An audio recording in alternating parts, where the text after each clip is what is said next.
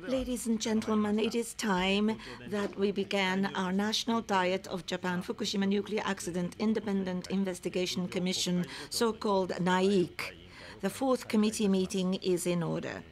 As you see in your handout, the second item in the agenda sheet, that is on the operation of the committee. First of all, regarding the operation of the committee, about the appointment of assistants. As the assistants of our committee, as document 1 describes, we have appointed Professor Itsuro Kimura, whose major field is nuclear engineering. We have appointed Professor Tatsuhiko Kodama, whose major field is radiological medicine and molecular biology. And also we appointed Professor Tatsuo Hatta as our committee's assistant, whose major field is economics and public policy. Next one is the item 2 regarding the operation of the committee. It is the operating rules. Regarding the operating rules, once again, we have distributed the document 2, that is the draft operating rules. Is there any objection about this draft? No objection. Thank you very much. I will deem it no objection. Therefore, our committee will be operated in that way. Thank you very much. Now, ladies and gentlemen, we'd like to go to agenda items 3 and 4. First, we will have the discussion regarding Nuclear Safety Commission. So today's witness is going to be the discussant in our discussion period. Today we have asked the Chairman Madarame of Nuclear Safety Commission, as well as Mr. Terasaka, former Director General of Nuclear Industry and Safety Agency, NISA for short. I'd like to thank these two gentlemen for appearing in front of NAIIC despite their very busy schedule. As the persons responsible at the forefront at the time of the accident in Fukushima, you must have had a very hard time. So we'd like to hear directly from these two people regarding the situation immediately after the crisis, as well as the emergency response measures at the time of a disaster, as well as the mitigating measures of the accident damage, as well as how nuclear safety should be. We hope to have a significant discussion. First, I'd like to ask Mr. Madarame, Chairman of NSC, to be the speaker. Thank you very much for coming to this session, despite your very schedule. Thank you very much. Without further ado, I will go to the question as the person solely responsible or at the helm of the nuclear safety in our country regarding this Fukushima accident. How is your summation regarding the activities of NSC hitherto? Thank you. First of all, NSC has the largest task of presenting the basic thinking regarding the security of nuclear safety. Therefore, these basic thinkings have been issued by way of the safety review guidelines. I think I have to admit very clearly that there were flaws and defects in the safety review guidelines that we had issued hitherto. For example, there was no adequate description regarding tsunami or regarding the station blackout. In the notes, we have written that there is no need to consider such blackouts for many hours. It was a clear flaw, I have to admit that. So on behalf of the Nuclear Safety Commission, I'd like to present my apology. Having said so, at present, at our commission, we are in the process of revising such safety review guidelines consecutively. NSC is going to be succeeded by a new organization at the end of coming March. Therefore, we are looking toward the end of March, and we are asking the outside experts to come up with the interim summary. Thank you very much. As you said, certainly, regarding what happened until now, because of the accident, many things have become clear and identified. You have your professional position, Mr. Madarame, and you are the chairman of NSC. So you said that station blackout was something unexpected. What was the degree of your assumption and expectation? As far as our commission is concerned, some time ago we had a review, result of which, considering the blackout situation of Japan compared with the situation of various countries, the frequency of a blackout would be very low. With that data, we have ended up in saying that we don't have to consider the possibility of a station blackout. Also, the external power source basically is not related with safety system. In order to ensure safety, as long as we have live diesel generators, that will be all right. We were solely concerned about diesel generators, but the diesel generators, if they are inundated, it is of no use. So, shall I say common cause? Tsunami wave attacks, then plural number of diesel generators would go dysfunctional in a spur of a moment. So we were not able to have proper consideration. It was a serious problem. If that was the case, you have your professional position, especially the diesel engines located in the lower grounds. You are not having any assumption regarding that? Well, from that time onward, I was not the safety commissioner from that time onward, so this is only a conjecture. But what is a little disturbing is that in other countries, unlike Japan, for instance, in the United States, they call it station blackout. Regarding this phenomenon, they have the policy in place, they have the documents in place saying that in this situation do this and do that. We knew that was the case, and yet we did not take any measures. I think it was a problem.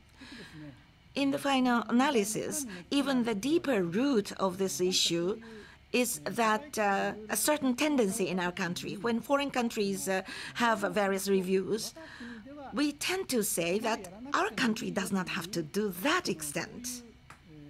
We don't have to do that extent. It's a kind of excuse, you may say.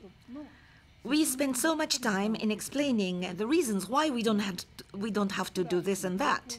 So our system is such that a decision was very difficult to be made, saying that we will do it no matter what kind of resistance may exist. I think this is the true root of the problem. So you cannot identify the clear reason, but from your experience, what would be the possible cause of this system? I don't know to what extent I'm in a position to say from my own professional position, but in a way, it is a limit of a bureaucratic system, bureaucracy. For example, the person in charge of that particular plant usually changes in every 2 years in Japanese bureaucracy. And if he or she wants to take up a very big issue, he knows that it will not be completed within his term of office. So there is a tendency that such officials choose not to take up such big issues. And it's okay that they can offer explanation of why we don't have to discuss such big issues. They are satisfied with that. Japanese civil service system is basically the subtraction system rather than addition system in terms of score points. So as long as we have this system, we cannot go in depth. From the position of the chairman of NSC, or as NSC as a whole, as you said earlier on, foreign countries had certain specific countermeasures. They know what should be done in what kind of cases. There is a well-described guidelines available in foreign countries. Of course, the parties in question, including the bureaucracy, knew about that.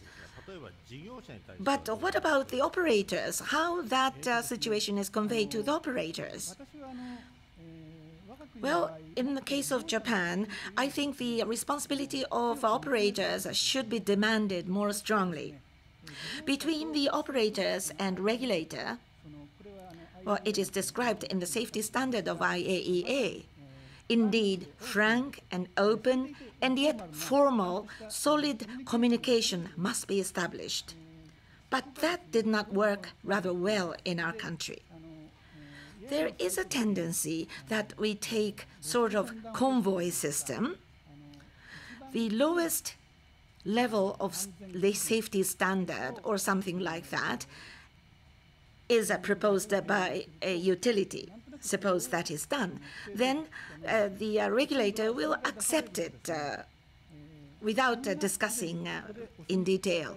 And then government gives the approving stamp, so it must be safe. So the operators become tardy of not improving the safety. It's a vicious cycle. The primary responsibility of ensuring safety, as a rule, lies in the hands of utilities. Therefore, utilities, no matter what kind of standard is presented by the government, they must always make efforts to attain the level of safety which is far in excess of the statutory safety standard. But as a reason of not doing that, the safety review guidelines are used, presented by NSC. If that was the case, it is so regrettable, and it shouldn't be like that going forward. So, Mr. Chairman, you said regrettable. So, TEPCO is saying that it was beyond their assumption and expectation. It's very difficult to assess what they said. I don't know whether any person could have imagined and anticipated that scale and that magnitude of a huge tsunami. But I want to say two things. First point, even if the tsunami itself could have been beyond anybody's expectation, but if that was the end of everything that one can do, that is not the case. That is not something that should be. Tsunami may be beyond your expectation, but there should be multiple layers of protection beyond that. That must be the iron principle of safety in nuclear power. That was not done. It was very regrettable. The second point, aside from the fact of whether any human beings could have imagined that magnitude of tsunami, if new knowledge comes out, and then there was a finding that off of Fukushima coast, there could be a new big earthquake occurring. And then the response to that new finding was delayed. I am sorry about that. Thank you very much. Now, post-accident countermeasures. That's the topic. Commission member Mr. Nomura will ask questions. Thank you very much. I am Nomura, member of the Commission. Thank you very much for your invaluable remarks today. Now, I have some questions regarding immediately after the accident, but before that, I have one question out of your discussion with Chairman Kurokawa. Earlier on, you said that there was a problem regarding how bureaucrats do their work, or the utilities should have had the primary responsibility. Of course, I do not disagree with that, but as far as I know, Chairman yourself, in the past, said that when the availability of 2 generators became an issue at litigations, you said that if such a thing is done, you cannot design a nuclear power plant to begin with. I think that was reportedly what you said. And there is a record that you have made the similar remarks on the floor of the Diet. Do you remember that? Well, generators, probably you are talking about diesel generators. You have to have a multiple number of diesel generators. It is described in the safety guidelines. Maybe that's not what I said. To a certain extent, in the process of design, you anticipate, you assume certain phenomena, and then you draw a line there. From the process of design, you have to do that. For example, if you design a dike, breakwater wall, what kind of flood web depth do you have to consider? You have to assume something.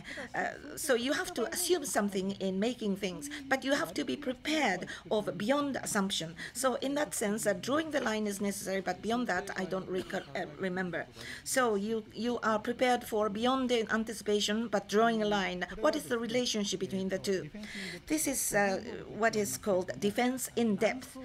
In plural number of layers, and deeply you have to have protection. In designing an object, you design based upon certain assumption, but you are not satisfied with that. You have to consider a phenomenon which goes beyond the assumption, and then you prepare certain protective measures. Even if that protective measures are exceeded, then you are coming up with another protective measures. That is what is called the defense in depth. So in that sense, NSC had due heed to defense in depth? No, we did not pay due heed to that. Speaking from the international standard, at IAEA, they talk about 5 layers of protection, quintuple protection. That is what they say. The prevention of the occurrence of the phenomenon, prevention of the progress, mitigation of impacts. So 3 layers, they are all considered by us. But at IAEA, even if going beyond that, if a phenomenon turns to a severe accident, they must have protective measures in the final analysis, disaster prevention measures. That is something that has to be considered. That's what IAEA said. But we have stopped at 3rd layer. That is my soul searching. Thank you very much.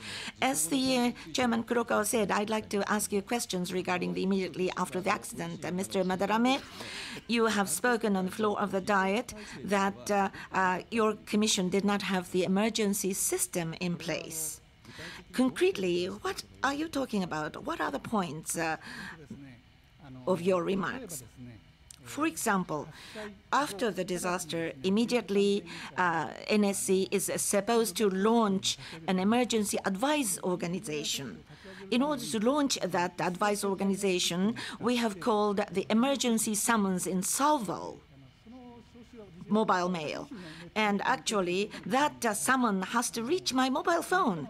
It rang, but the message did not reach me. So in this case, do this, do that. Things were decided. There were rules. However, because of the non-communication through mobile phones, nothing was done as determined in rules. That was the situation. In fact, telephone was not effective means of communication, and the advisory organization was not able to be launched. Some people walked to the place on foot voluntarily, and they helped the Commission very much. So in that sense, the assumption for the time of emergency was quite inadequate. Thank you. Having said so, based upon the Special Measures Law on Nuclear Disaster, Commissioner yourself played a role of providing technical advice to the headquarter leader of the disaster prevention or disaster response, that is Prime Minister. So actually, after playing the role, do you think that there are certain improvements that you should have done a little better? Well, very difficult to improve on what I did, considering that situation. Because in providing the technical advice, you have to have the information of what the current state of affairs is. Otherwise, you cannot provide any assistance or advice. The place I was providing advice was a small room packed with 10 people or so, and there were only 2 lines of fixed telephone lines. Mobile phone was not communicable in this place, so there was almost no information coming in. In a place like that, there was a certain limit to what I can advise. That's what I felt at that time. But as a matter of fact, at that time, for a week or so, I almost did not have any sleep, so my memory is slipping away from me. So I don't remember exactly what kind of advice I provided. So I am not able to make any personal summation of that situation. Thank you. Were you on the 5th floor of the Prime Minister's office? No? At least, all the time, at least from 9 o'clock in the evening of the March 11, until the departure by helicopter, at least in that time, according to my memory, I was on the mezzanine floor located in the Crisis Management Center in the subterranean level of the Prime Minister's office. So you were in the mezzanine, and then later on you moved to the 5th floor. I flew to the Fukushima by helicopter, and I came back. I came back to number 4 building, but after that I was on the 5th floor. So on the mezzanine floor or 5th floor, many things were decided to the extent that you remember from the afternoon, from the March 11 to the afternoon of March 12th. What what are the important decisions that you remember which were taken? As I said earlier on, I don't have any memory, recollection of what I did or what I saw at that time. But afterwards, I read the report by the government investigation report or report by TEPCO or talking with NSC members. My memory is supplemented and complemented. I'm not confident about the absoluteness of the memory, but the most likely thing is that on the 11th of March, after the earthquake, which happened at 2 o'clock, 2:46, after that, about 5:30, I was on my way to the Prime Minister's office. And I was waiting in front of the conference room, but the conference was not starting. So probably the Deputy Director General Hiraoka of NISA came for some help. He called me, and I think I went to Prime Minister's place. I guess so. And then TEPCO people were summoned too. And there was a talk about the need for a power source vehicle. So already the issue was a power source. And since then, all the time, all along, until the launching of the response headquarters of nuclear disaster, I was made to wait for a long time, and after that I came back to number 4 building where NSC is located. Then 9 o'clock I was summoned again, and then I went to the mezzanine room of a crisis management center in the basement floor of Prime Minister's office.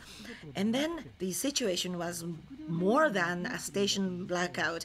I knew that direct current was also lost. And slightly before that, I had been feeling, if that was the case, what is available is to lower the pressure by some means, and fire engines or whatever could be used to pour water over the reactor. That is the only way to go about it. Dr. Takekuro of TEPCO was there, so I consulted with Mr. Takekuro, and I made this kind of advice. I remember very clearly, Minister Kaeda, METI minister at that time, he said that he was not in a position to impose TEPCO, which is one private company, to do this or do that or do something using self-defense force because there is no government decision made. So you have to say it on my behalf. I remember it very clearly. So I thought that the pressure of the pressurized container vessel has to be reduced. So the pressure in the containment vessel has increased. So venting has to be done from the containment. So I provided an advice regarding the containment vessel venting. I think it's rather sure that I made this assistance, and then pressure of the containment vessel went up, so please make hurry to do the venting. I said that, and then until I rode the helicopter, what did I say? I don't remember exactly anything. That is the true situation. Thank you very much. You talked about venting. So you yourself provided the technical explanation regarding venting? Probably I explained that venting is such and such. Now, venting is now a common phrase used nowadays, but the ultimate purpose is to inject the water over the fuel in the pressurized vessel. So in the final analysis, in order to lower the pressure of the containment vessel, venting has to be done. I think I was doing the explanation about that. You said about water injection. When seawater was injected, Mr. Madarame, yourself, did you say, according to the media report, that there is not zero possibility of recriticality if seawater is poured? That is reportedly your remarks. Is it true that you made this statement? Actually, I do not have any recollection to that extent. But there were two certain things. From myself, I don't think I would say the possibility of recriticality. Rather than pouring pure water, seawater would have lower probability of recriticality. So I wouldn't have said that. So that's one point. If the question is about the possibility of recriticality, then I will certainly say that it is not zero. If temperature goes up, the possibility of recriticality is not a zero. So I don't remember I said anything like that, but these are two things that I am certain about. Around you, Mr. Madarame, seawater injection was conducted. At that time, were you of the opinion that the seawater should be injected or shouldn't have been done? Seawater or what? Whatever kind of liquid should be poured, water should be poured. So seawater is fine. Please continue injecting. That's what I said that. Thank you very much. My last point. At unit number 1, hydrogen explosion occurred. After that, Chief Cabinet Secretary at the press conference said that this accident was not an accident where massive amount of radioactive materials would be released to the environment, and there is no immediate impact. What did you think of his remarks? And as an afterthought, do you think his remarks were correct? Again, that is the time frame. I don't have almost any recollection. I don't think I have made any suggestions to the remarks given by Mr. Edano, Chief Cabinet Secretary, because when I heard it, there is no immediate impact. Those of us who work in the nuclear industry world, it sounds like there is a tardive carcinoma. So usually we don't make such a kind of expression, so probably it's not my suggestion. Now, what did I felt when I saw the scene of hydrogen explosion? First point, oh, this means that the pressure of containment vessel went up so much?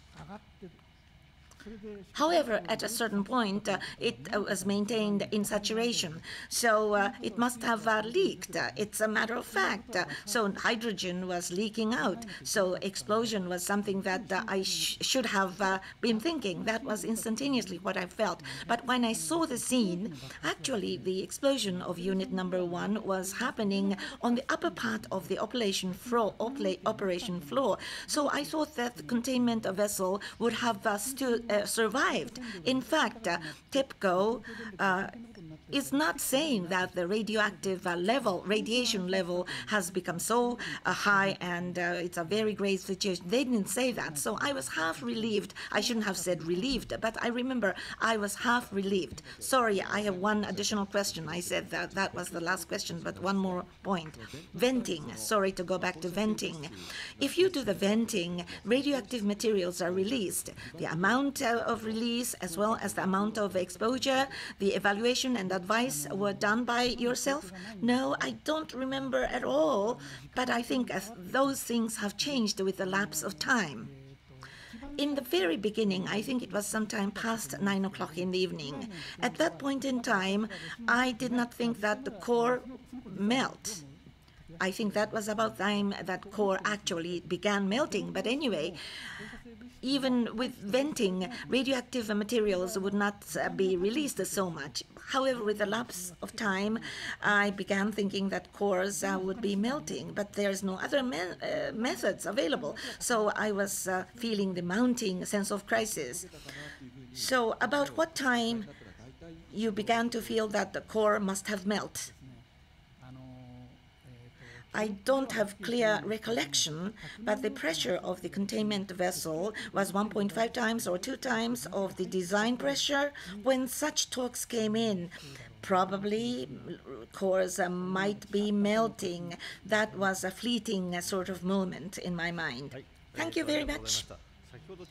Earlier on, towards the end of my remarks, despite the guidelines by NSC, foreign countries are doing various measures of mitigating risks. I think in your last remarks you said that, but you said that in Japan there was a tendency that it's okay to let it go. So, Primarily, utilities must have the responsibility of continuously upgrading their level. But who is checking their efforts? Utilities are doing or not doing, voluntarily doing or not doing. Is it investors, shareholders, NISA? Who is checking the utilities? Well, Japanese regulatory system is such that the government must come up with a standard. And as long as you clear that standard, no complaints would be lodged. That system itself is a problem. This time, for the first time, stress test, comprehensive safety evaluation is going to be introduced, which sees the level of safety going beyond the government standard. How much efforts are done by utilities? This is the purpose of a stress test. Unless this kind of system is introduced, utilities will tend to be tardy about their efforts. I think this is something which should be solidly improved. Thank you very much. Now then, regarding the post-accident measures, Mr. Sakurai will ask questions. Thank you very much. I am Sakurai. My questions may go into greater details. You said that you are in great confusion and your recollection is also in confusion. I fully understand that, and having understood that, I would like to further ask questions. The residents' evacuation in relation to venting. Now, the evacuation of the residents, was it on the 5th floor or subterranean mezzanine? I don't specify the place of the Prime Minister's office. What were the things decided, discussed, and who said what? To the extent that you know, can you talk about it? On the subject of evacuation. Well, once I returned to building number 4, that is between 8 o'clock and 9 o'clock, I heard the information about the Fukushima prefectural government having an instruction of a 2-kilometer diameter evacuation. And the Prime Minister's office asked for 3-kilometer evacuation. And then so I said, it's okay, please do so. So what was the modality of the decision on 3-kilometer evacuation zone? I am not aware of the modality. But at our commission, in fact, we call it PAZ, Precautionary Action Zone, which is a review of EPZ. So we have come up with the precautionary action zone in a time of emergency. You just flee, you just escape. Let's decide the zone of PAZ. We were about to begin this discussion. So when I heard 3 kilometers, it sort of came up to my mind, and it's okay, please do that. That is what I remember, but it's not very clear. Not to belabor the point, you thought that 3 kilometers would be okay. Can you talk about the basis for feeling that it's okay? What crossed your mind? I'm sure that there may be a number of bases, but what did you think when you heard that? At that time, I still thought that the reactor core had not melted. But I'm asking for venting, and venting is an operation to intentionally release radioactive material, which means that the residents in the nearby area must evacuate. So how is this being handled internationally? Because I was familiar with the discussion that was going on internationally, and I thought this was an act that was in line with that. That is why I felt that it was okay. Thank you. You are conducting comprehensive evacuation drills every year. How are evacuation zones decided? In what fashion? Of course, in a drill, you conduct simulations. Well, when we conduct these drills, we get ERSS information. This is data that tells you about the condition of inside the nuclear reactor. And this information would be fed into SPEEDY, which is Radiation Material Dissipation Prediction System. And we make a decision based on that. But SPEEDY calculation takes 1 hour to do. So the plan was not arranged in such a fashion to make it in time for an event like this one. So I feel that the fact that we had an evacuation plan that was reliant on such prediction calculation was wrong in the first place. I think the rule must have been such that when there is a major accident at the nuclear power plant, then the nearby residents must evacuate at once. At Nuclear Safety Commission, we are now conducting a review of the disaster reduction guidelines. So that discussion is currently underway. I understand that you just mentioned the Speedy. What's happening to Speedy? Did anyone say that other than yourself? Did anyone mention Speedy? At that time, during the time I was in the Prime Minister's office, I don't recall hearing the term Speedy.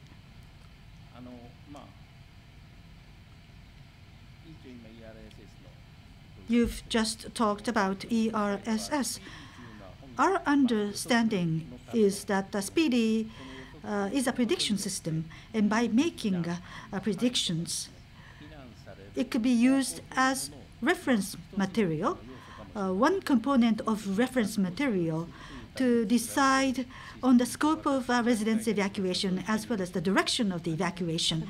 Is that correct? Officially, that was how it was intended, but I think it was impossible. What do you think is impossible?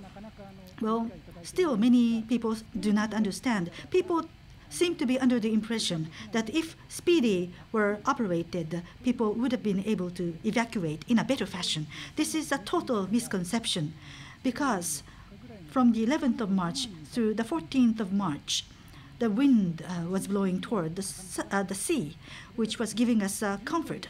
But on the 15th, or maybe one time before that, there was a time that the wind was blowing to the north. And on the 15th, the wind turned southward, and then it turned to the west, and then to the north, and has come back to northwest. That is how the wind was blowing.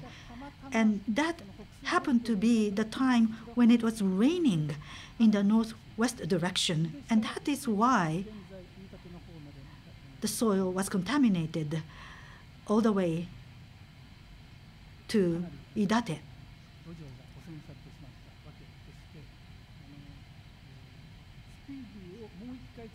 If you reproduce the situation by running the Speedy system once again, you will realize what would be the outcome. So I do hope that a follow-up experiment will be conducted to know the limitation of the capabilities of Speedy, because at NSC, what we did is that we worked backwards. We tried to adjust the feeding data to meet the situation and came up with a picture that can explain the phenomenon. So that is why people are under the impression that if we had the Speedy information, then people would not have made that mistake of fleeing in the wrong direction. This is a complete mistake, and I would like to make it clear here. Now, what you explained now, maybe in the end, that may have been the case. And you said official purpose of Speedy is that in our understanding, we believe that Speedy was in place to be used. Isn't that the case? Setting aside whether it would have been useful for the residents as they evacuate, whether they would have been better or worse as a result of using Speedy. Because this tool is available, don't you think you should use all tools available to think about the way forward? I do agree. Yes, it is true that at that time, Speedy is nothing more than just a mere weather forecast. But at each point in time, Speedy was showing which direction the wind was blowing from the nuclear power plant. So I do believe that that information should have been made public. You said that at each moment in time, but there's the prediction function of Speedy, as you know. Prediction does not mean the point in time only. You were talking about the change in the direction of the wind and also the problem with the precision of information. But depending on the way you use the system, you'll be able to forecast and make predictions about the timing of rain as well as the direction of the wind a few hours ahead, right? Yes. If that were the case, you are saying that when information from ERSS is not sufficient, you are saying that SPEEDY would not function properly. Is that what you're saying? Yes. When you do not have sufficient data, you would use unit emission according to the manual. What do you think about this? Well, actually, at Nuclear Safety Technology Center, unit emission was being used to conduct calculation, and I believe that the outcome should have been made public at each instance. This chart that was produced, did you receive this? No, at least when I was in the Prime Minister's office, I don't recall seeing that chart. Lastly, as you have been saying, as to what should be done with SPEEDY in the future, I understand that studies are underway. Can you tell me what kind of studies are underway? First, in determining evacuation zones, SPEEDY is nothing more than just reference information. The decision has to be based on the situation of the nuclear power plant, and there has to be monitoring or actual measurements of radiation should be the basis of decisions. I think that should be the main component for decision making. But whether SPEEDY is useless, well, that's not the case, because ahead of time you know what kind of a wind usually blows in that particular location of the nuclear plant.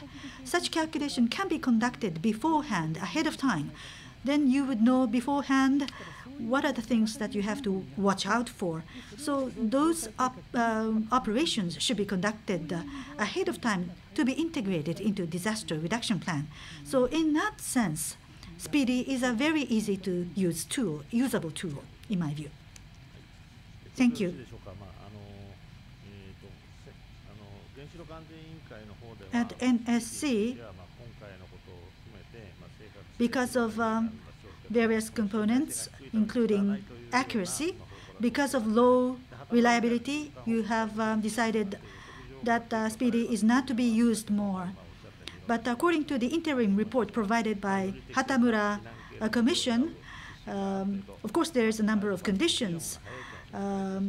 It could have served as a guide to select more proper evacuation routes, because quick decision-making is very important.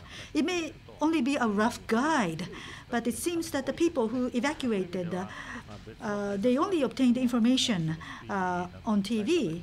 Of course, there may be many problems with power supply. There may be other countermeasures to be used, but SPEEDY, I think SPEEDY should be utilized better. What do you think about this? The basic stance of NSC is that sufficient and full studies should be conducted as to the use of SPEEDY.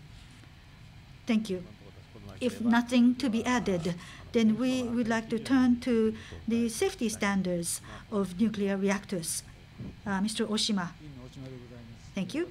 From my side, I have questions related to nuclear power safety, safety of nuclear reactors from an international perspective. When it comes to peaceful use of nuclear energy, on the one hand, there is competition around the globe, but on the other hand, there is cooperation underway, especially for enhancement of safety and security. There's international cooperation in developing standards, mainly around IAEA. And as you have touched upon earlier, I think you were referring to B5B in the United States. There's the aspect of integrating good precedents or good practice. But in any case, there is this internationally agreed and internationally developed standards with respect to safety matters. The stance of NSC, your awareness about the need to integrate such standards into Japan, I would like to ask your views about this. Are you talking about the future, including the past? Okay. As I said at the outset, in the case of Japan,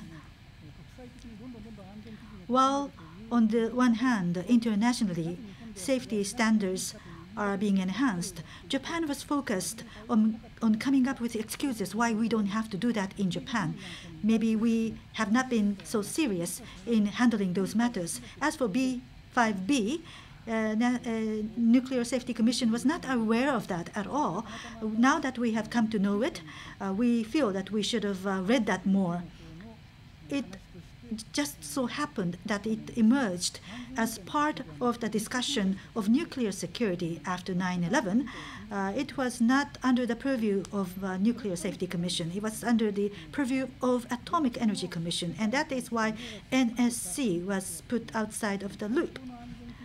Now, as for going forward, because Japan has caused so much trouble to the rest of the world, it is our obligation, obviously, to come up with the highest standard in the world.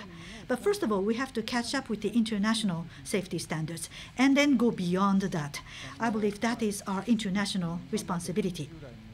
Thank you very much. Now, until now, at least, Japan was inward-looking in terms of dealing with the international developments. I think that was a fact. And especially regarding the safety standards, IAEA has the safety fundamentals. There is the internationally agreed rules, and in the process of developing such rules, there was the Deputy Director General, a Japanese national, was leading that effort. And in the process of developing such safety standards, many experts of nuclear power safety authorities around the world were participating in that effort. But I hear that there was no participation from Japanese experts. More importantly, these safety fundamentals or safety principles, these were adopted in 2009, I believe, in the European Union, member states in EU, and in the United States. In the following year, in 2010, these standards were adopted. As for developing countries, as well as former Soviet Union countries, are mandatorily participating in this effort. Against this background, Japan, which is a major nuclear energy producing country, was not taking part in that effort. So when you think about these developments, maybe it has to do with the culture that you were talking about. So as you have just said, in terms of dealing with this issue in the future, we need to change. At least many experts believe so, and I myself also believe so. You are exactly right. And I feel that we must be making utmost efforts toward that goal. Let us take, for example, the regulatory guide for reviewing safety in Japan. It takes too much time to change these guidelines.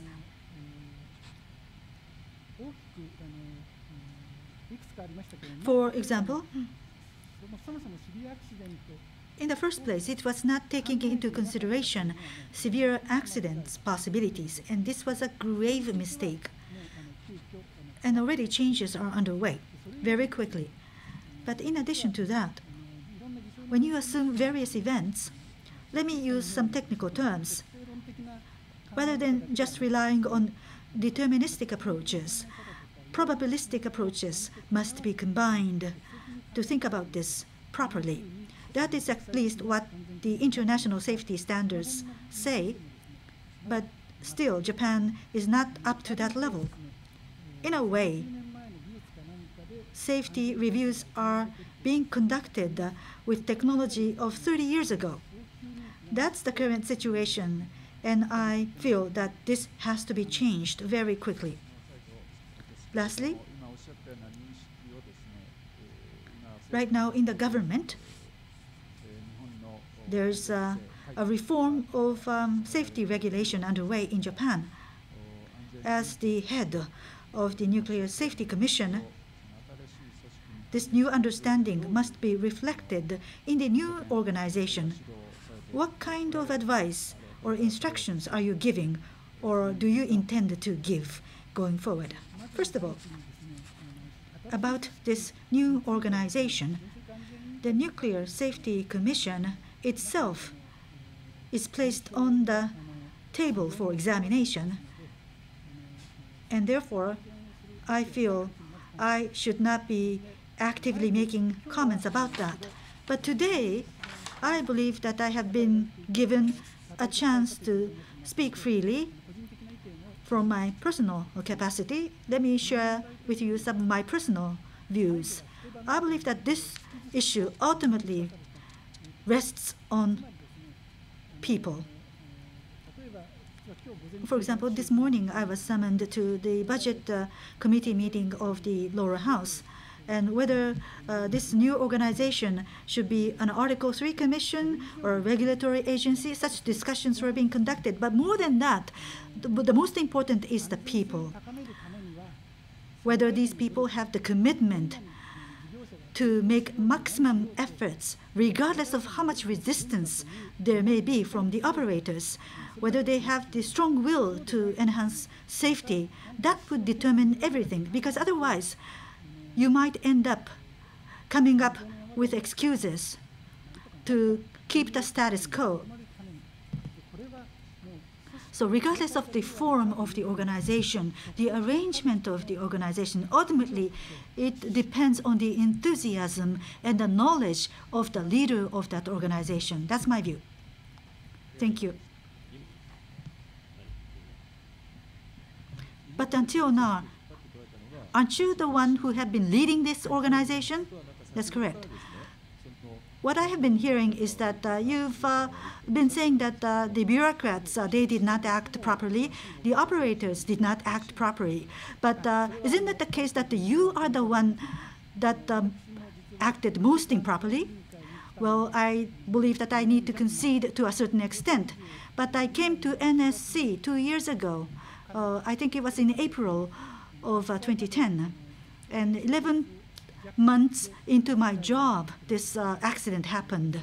And in that interim period, we did have a lot of internal discussions. For example, severe accident has to be part of the regulation. And we were also discussing about revisions to the safety guidelines. This may sound like I'm making excuses, but we were trying to make changes. Let me just say this.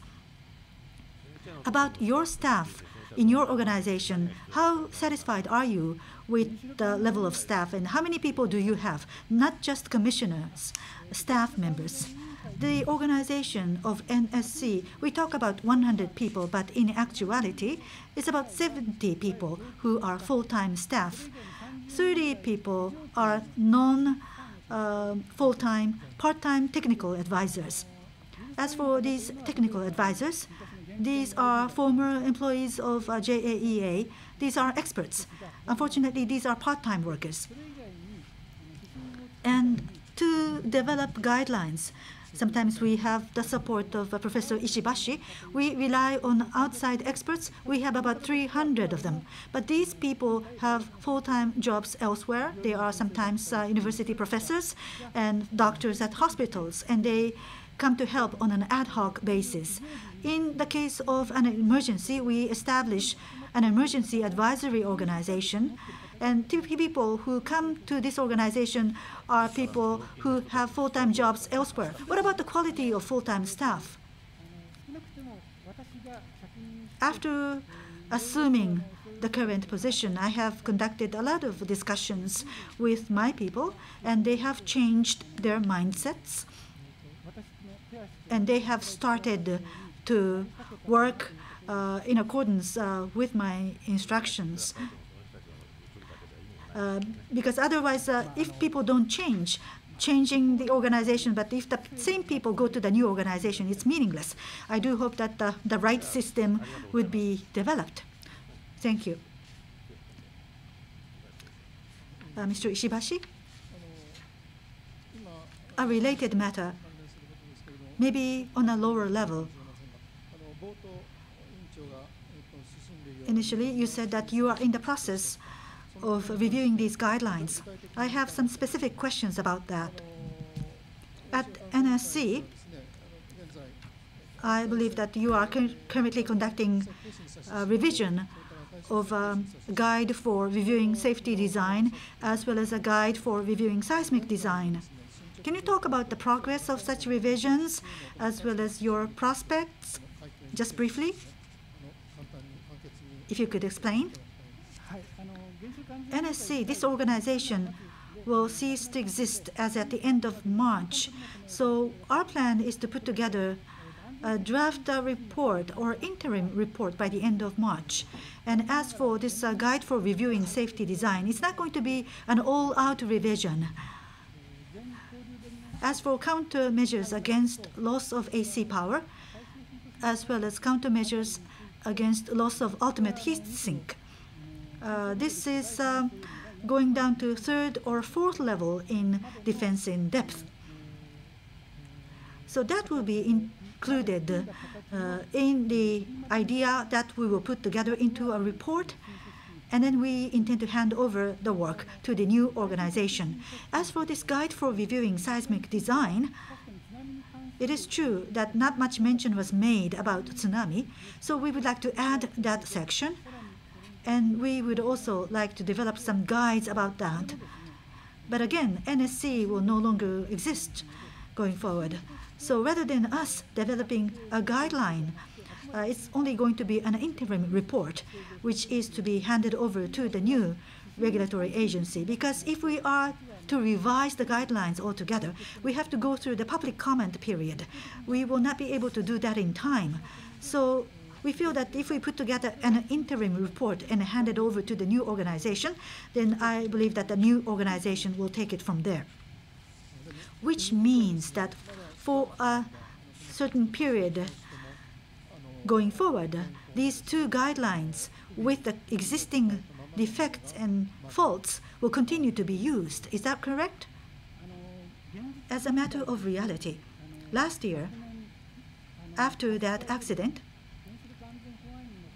there has been an instruction to take emergency safety measures at NISA. And there has already been a revision in the ministerial ordinance for that purpose. So the actual situation is that work is underway under the emergency safety measures.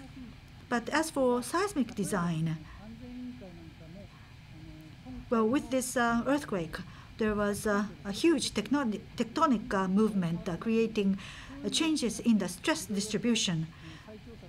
So at NSC, we are asking NISA to conduct, once again, reviews and investigations, and we're awaiting response from NISA. But this instruction on March 30th for emergency safety measures at NISA, this is a stopgap measure, and in terms of ensuring safety and soundness of the plant itself, it's still in transition. Is that correct? That's right. Now, let me ask about the regulatory guide for reviewing nuclear reactor siting, which is at the base of guide for reviewing safety design. This guide says that siting has to be a place where there has never been an event where it could trigger a major accident, or cannot be a place where such an event could be foreseen. And even if assuming major accidents, or even if you assume hypothetical unlikely events, it should be a place where neighboring communities would not be harmed as a result of radiation. That is the objective of this guideline. Now, in regard to these guidelines, with this Fukushima accident, how do you assess the guideline? My frank opinion is that an overall revision is required. I have been hearing that the Atomic Energy Basic Act is to be revised. The thinking thus far is that the focus was on the harm on people, but with the revision of this Atomic Energy Basic Act, the aim is to prevent harm on the people as well as on the environment. Now, what has been written in this citing guidelines is that they talk about hypothetical unlikely events, but the assumptions were very optimistic. They were making strained calculations so that the harm would not turn out to be very large. So once this revision is made to the Atomic Energy Basic Act, I believe that an overall revision should be made to the guidelines based on the revision of the Atomic Energy Basic Act. That's my personal view. So your view is that a drastic, fundamental revision should be conducted as soon as possible. That is correct. But right now it's still in transition, and after 3/11, now that we have come to know the clear defects of these guidelines, there are reactors that are still in operation, or there are reactors that have been suspended from operations but are about to be restarted. And these are operating without the review by safety review guidelines. This is as if we have huge dump trucks running in the streets, the dump trucks that have not gone through proper safety inspections. That would be a very scary situation. What is your view? You're right in saying that measures are being taken in the form of emergency safety measures by NISA. And as for the revision of the guidelines, because not due attention was paid to the loss of AC power as well as tsunami, tentative measures have been taken. And as you say, I believe that a very expeditious work has to be conducted to make an overall revision.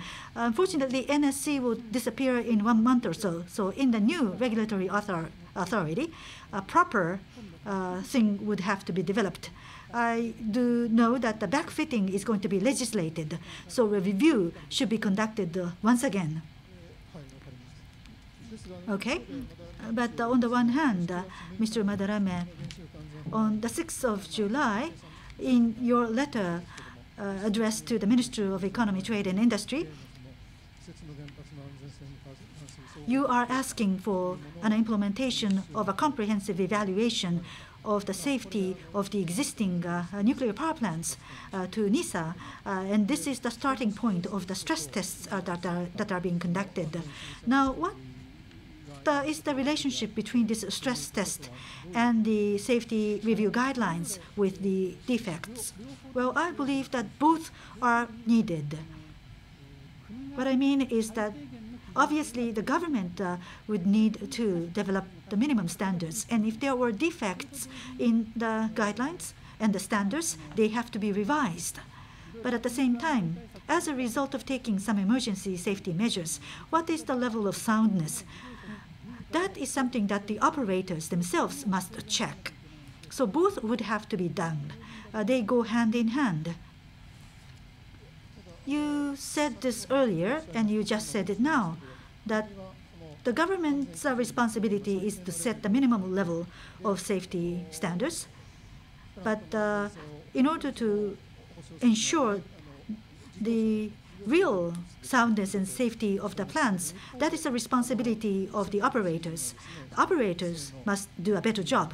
But on the one hand, the global standards are very high, and Japan is lagging behind.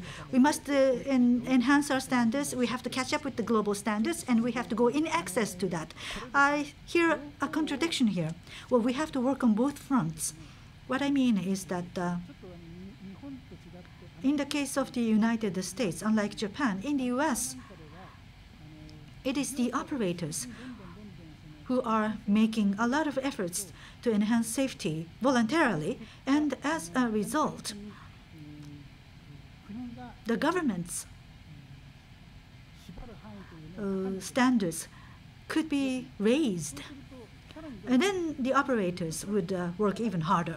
So if there is good practice that's been identified, that would be praised, and at the same time, other plants would have to incorporate such good practice so that the overall level could be raised. So the government standards would be raised, and even ahead of that, each operator would try to enhance the safety level of their own plants. This has to be continued. Continuous improvement must be done in such a fashion. An outrageous standard cannot be presented all at once. That is how we think. You said that is how you think or how we think. Does that mean that this is not your personal view? That is the view and the position of NSC? Well, NSC is a consultative body comprising 5 commissioners. I haven't checked the consensus of the 5 commissioners, but we basically agree that the most important thing is to open doors for continuous improvement.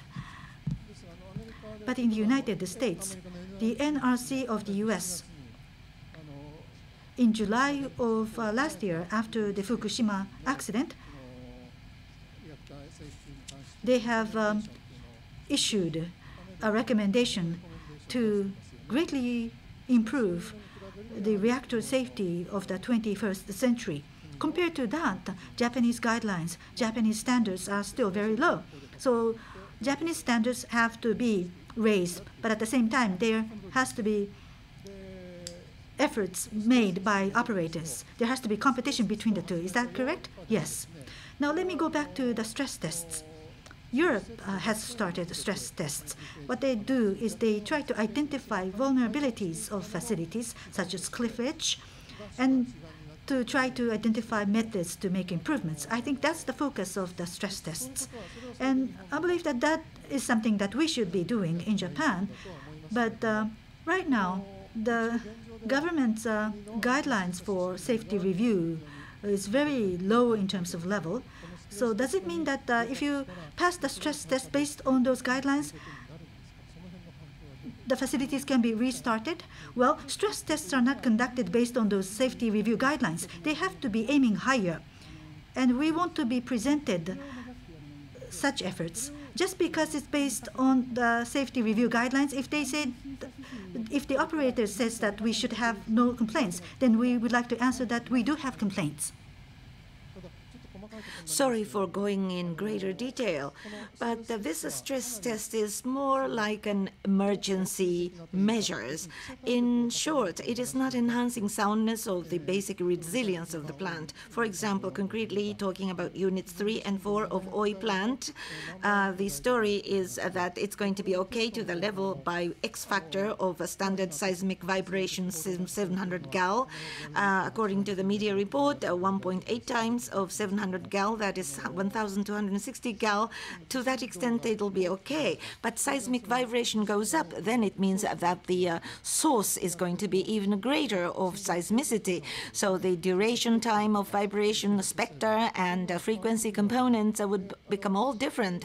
Based upon the guidelines, a safety review or a back checking is conducted. You have to look into these items, and the plant soundness has to be enhanced. The resilience has to be enhanced. But the current Japanese stress test is by simply applying the multiple. What do you think about that? NSC has issued a letter addressed to METI Minister. In this letter, exactly, we are saying that utilities must clearly and correctly grasp at the weakness and vulnerability of their own plants, thereby augmenting the sturdiness of the plants. That kind of evaluation must be done. Their response was that the primary evaluation and secondary evaluation would be the way to do it. So that is NISA is going to handle that. So I have acknowledged the way that they are going to do it, but the final objective is to enhance the sturdiness of the plants as a whole, the soundness of the plant. So while NSC continues, I don't think the results of the secondary evaluation would be presented to us. I don't have a feeling. So in the final analysis, what Mr. Ishibashi is saying must be done. That is the wish of NSC. My last question. 2 days ago, from NISA, the report was issued to NSC regarding units 3 and 4 of OE plants. According to media report, Chairman Madarame said that NSC would like to come up with the conclusion while NSC exists as an organization. Do you still maintain that idea? Yes, if possible, if at all possible, I'd like to issue the conclusion. But depending upon the response by NISA, maybe our response may be different. Thank you. Thank you very much. Yes, please. Sorry to come back many times. Now, you talked about the relationship between the stress tests and safety review guidelines. They belong to different dimensions, I understand that. But there is a concept of hypothetical accident in guidelines. This is unlikely accident. But in the case of an unlikely event, what would be the amount of radiation emitted? And then you have to consider the health damage of the residents and so forth. This time, at this Fukushima accident, what is the magnitude of the radiation release from this hypothetical accident? Probably by factor of 100, maybe more, no, 1,000 times. Sorry, maybe 1,000 times. Sorry, I can't do the calculation. If I'm not wrong, I think it was the extent of 1,000 times or 10,000 times. Sorry, 10,000 times. Anyway, it's enormous. I've never thought about it. So sorry about the different digits. It's 10,000 times. So unlikely event. But 10,000 times more radiation was released from unlikely event. So it means that the basic standard was very wrong. It wasn't there any responsibility about that? Preposterous, outrageous miscalculation? Or rather, I would say that hypothetical accident was such which was conceived not to produce any results having any of the surrounding areas. There's no other way to consider that. Sorry, when NSC came up with this rule, I was not the commissioner of the Safety Commission. So this is the area that we should make a fresh restart with the radical soul searching. So if you start from the calculation of 10,000 times of emission, then there will be no livable place within the land of Japan. So probably this is the area where inhabitability of the people could be supported by this number. Then I think that was the calculation basis, probably. That is the citing guidelines, and hypothesis has slipped somewhat. It began with the American rules, and we were following the same rules, but some of the hypotheses had to be reformulated. Are you going to do that? Well, citing guides, is it something necessary? I don't understand. Citing guidelines have a very strange structure. After thinking of the basic things, detailed design has to be completed. Otherwise, the final solution is not obtainable. It's a very strange structured guideline, so there has to be a radical review. As an expert, Mr. Ishibashi, Professor Tanaka, do you have any points to make? Any word about citing guidelines, since you are the expert? Tanaka is my name.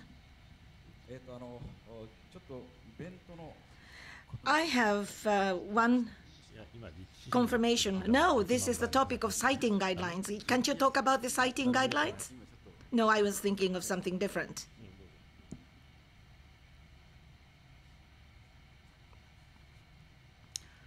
Certainly, radical review has to be made. And Chairman Madarame is of that view, which is very encouraging to all of us. In short, what is the place where a reactor can be built, where a reactor shouldn't be built? I think a very clear-cut decision should be made, easy to understand. But it is so euphemistic expression. I think it was in 1964 it was formulated, and that is still surviving the rule.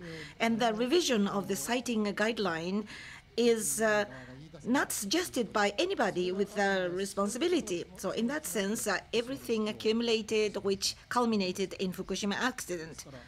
So going forward, even with the change of organization, I'm sure that you will be occupying an important post. So please work on that. Probably that possibility is a zero, my assuming important post. Mr. Tanaka, just one point. Sorry, Tanaka speaking. I have one point that I want to confirm regarding venting.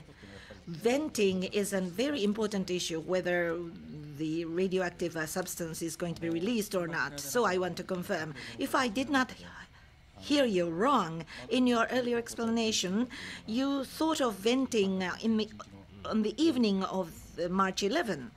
At that time, with the decompression, you thought of a water injection, thereby lowering the pressure of containment vessel. Did I hear you right? Yes, I think that was the way of my thinking. You didn't think of hydrogen generation at that time? At that point in time, the steam is erupting from a safety relief valve. Containment vessel pressure was rising. That was the idea I had. The steam through SRV, how come the pressure is increased? You see, it is ejected, erupted, and then as time goes by, the water temperature of suppression pool of containment would have gone up, thereby generating steam. Of course, I was wrong. If then TEPCO then prepared for venting, then you were thinking of different kind of venting. Yes, exactly, because time horizon is different. So actually, after midnight, containment vessel pressure began rising. From that point onward, I have started thinking about many things in my mind, and I became very worried. Now then, hydrogen was not generated at that time, so at least that was your understanding at that time. But later on, you came to think about hydrogen in your mind. Is that the case? Well, so many things went through my mind, so I can't say anything definitively. But you see, if core melts, hydrogen is generated. It is a clear fact. So it's not that I didn't think of hydrogen at all, absolutely not. But what was the time point of when I began to think about hydrogen? I can't say anything clearly. One more point. Hydraulic load study was something that you must have conducted. This time round, seismic vibration and the hydraulic load multiplied. Did you have that kind of image of multiplication? No, this time I didn't have that. Rather than that, when I heard about the total power source loss, the station blackout, when I heard about that, what are the countermeasures regarding that? I think I was solely concerned about that, the countermeasures against a station blackout. Thank you very much. Well, I want to go back one step. Mr. Ishibashi talked about the siting guideline. Hypothetical accident or severe accident, it was beyond expectation. They were all coming from different levels. So we have to go back to that position. Otherwise, the new law, do you think that new law is considering even that extent? In short, up until now, in Japan, severe accidents could be handled by the operators. It was beyond the regulation, but in fact, the severe accidents happened. Therefore, going forward, severe accidents must be incorporated into regulatory system. I think this revised law, draft law, contains that. Is it going to be the responsibility of the operators? No, no, no. The regulatory agency will get involved. But until now, it was the responsibility of the utilities. Yes, so it was very strange. For example, Mr. Tanaka knows about it very well. Venting piping, it is not even a subject of the construction and installation approval. Yeah, that was right. And even today, it is not covered by the rules. So this is something which has to be reviewed fundamentally. Thank you very much. Now, next we'd like to go to health damage. Sakiyama-san and Mr. Yokoyama, please take your floor. Ms. Sakiyama. Sakiyama is my name. Thank you very much for coming. At your commission, regarding the prevention of health damage of residents, what was the priority that you gave? What was the priority in your mind? Well, in any event, we should not cause any health harm to residents. That was the first priority. First, is that it? Then what are the measures and the instructions that you issued? For example, the evacuation of residents. Well, of course, the decision was done in a way that I was not clear whether I got involved. But anyway, 3 kilometers, 10 kilometers, 20 kilometers, that was the issuance of residents' evacuation. The rest is that when it comes to NSC, after the accident, NSC is basically an advisory organization.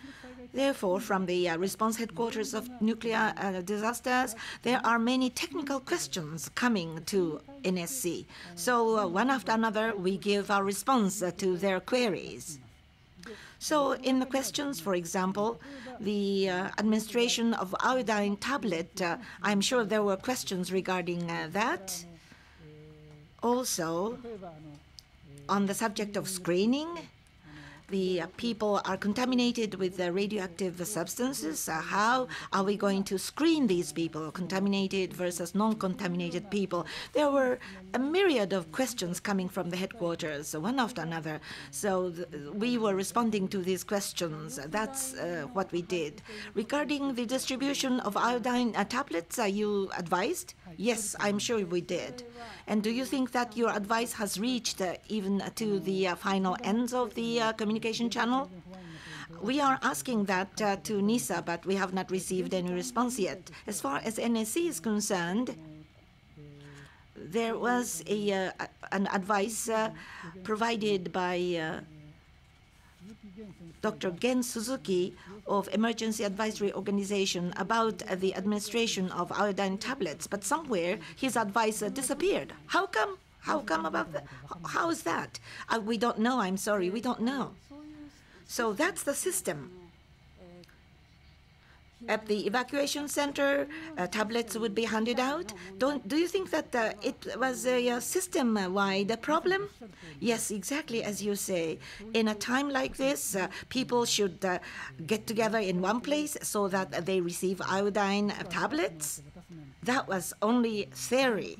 It was an armchair theory. It was not practical. So in that sense, at least when a situation was quite imminent regarding the nuclear power plants, and if people had to flee immediately, every single household should have been distributed the tablets beforehand. So that is the review of the disaster prevention guidelines.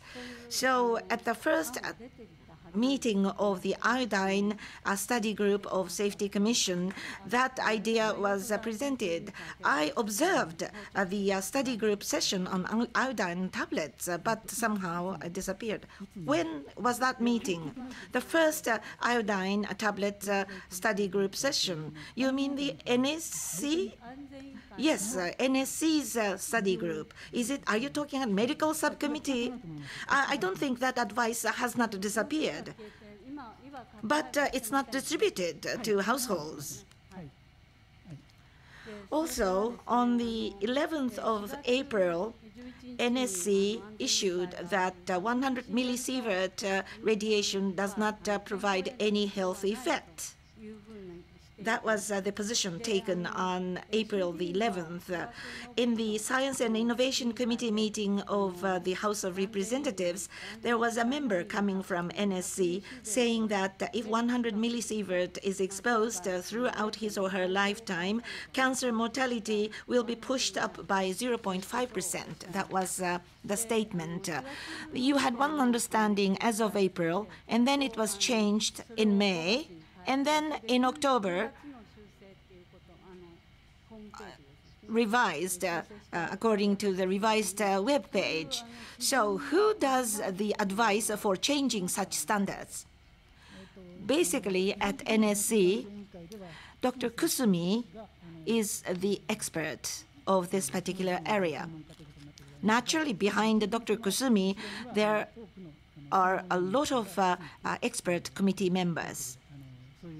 And these people get involved in drafting such document. So the expert committee members within NSC are considering those things. Yes, expert members are not have other professions, and these people get together in drafting the guidelines and advice.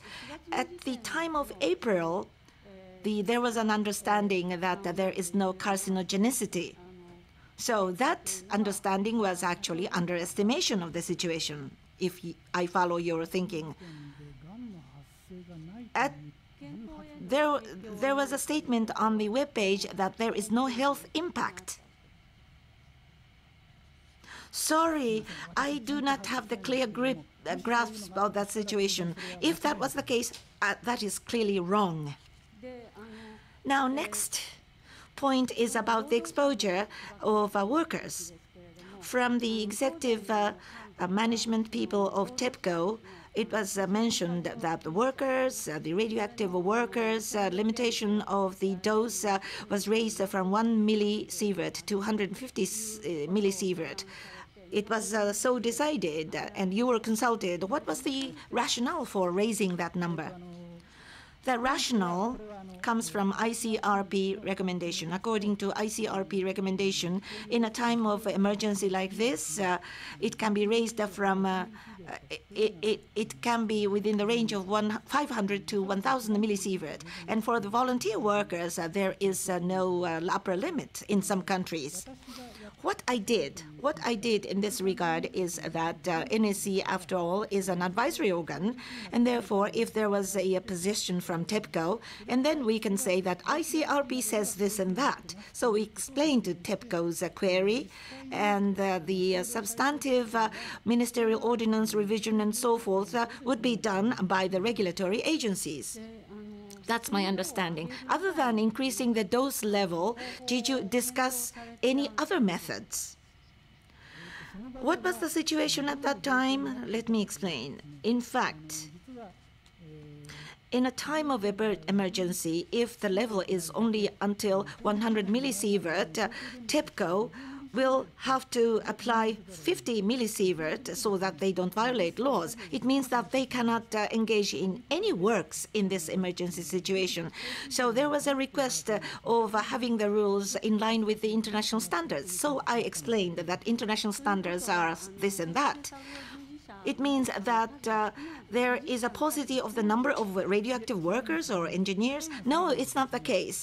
In one-time work, a kind of work may entail 50 millisievert exposure. Then that kind of work cannot be implemented. This is, of course, in the unlikely event.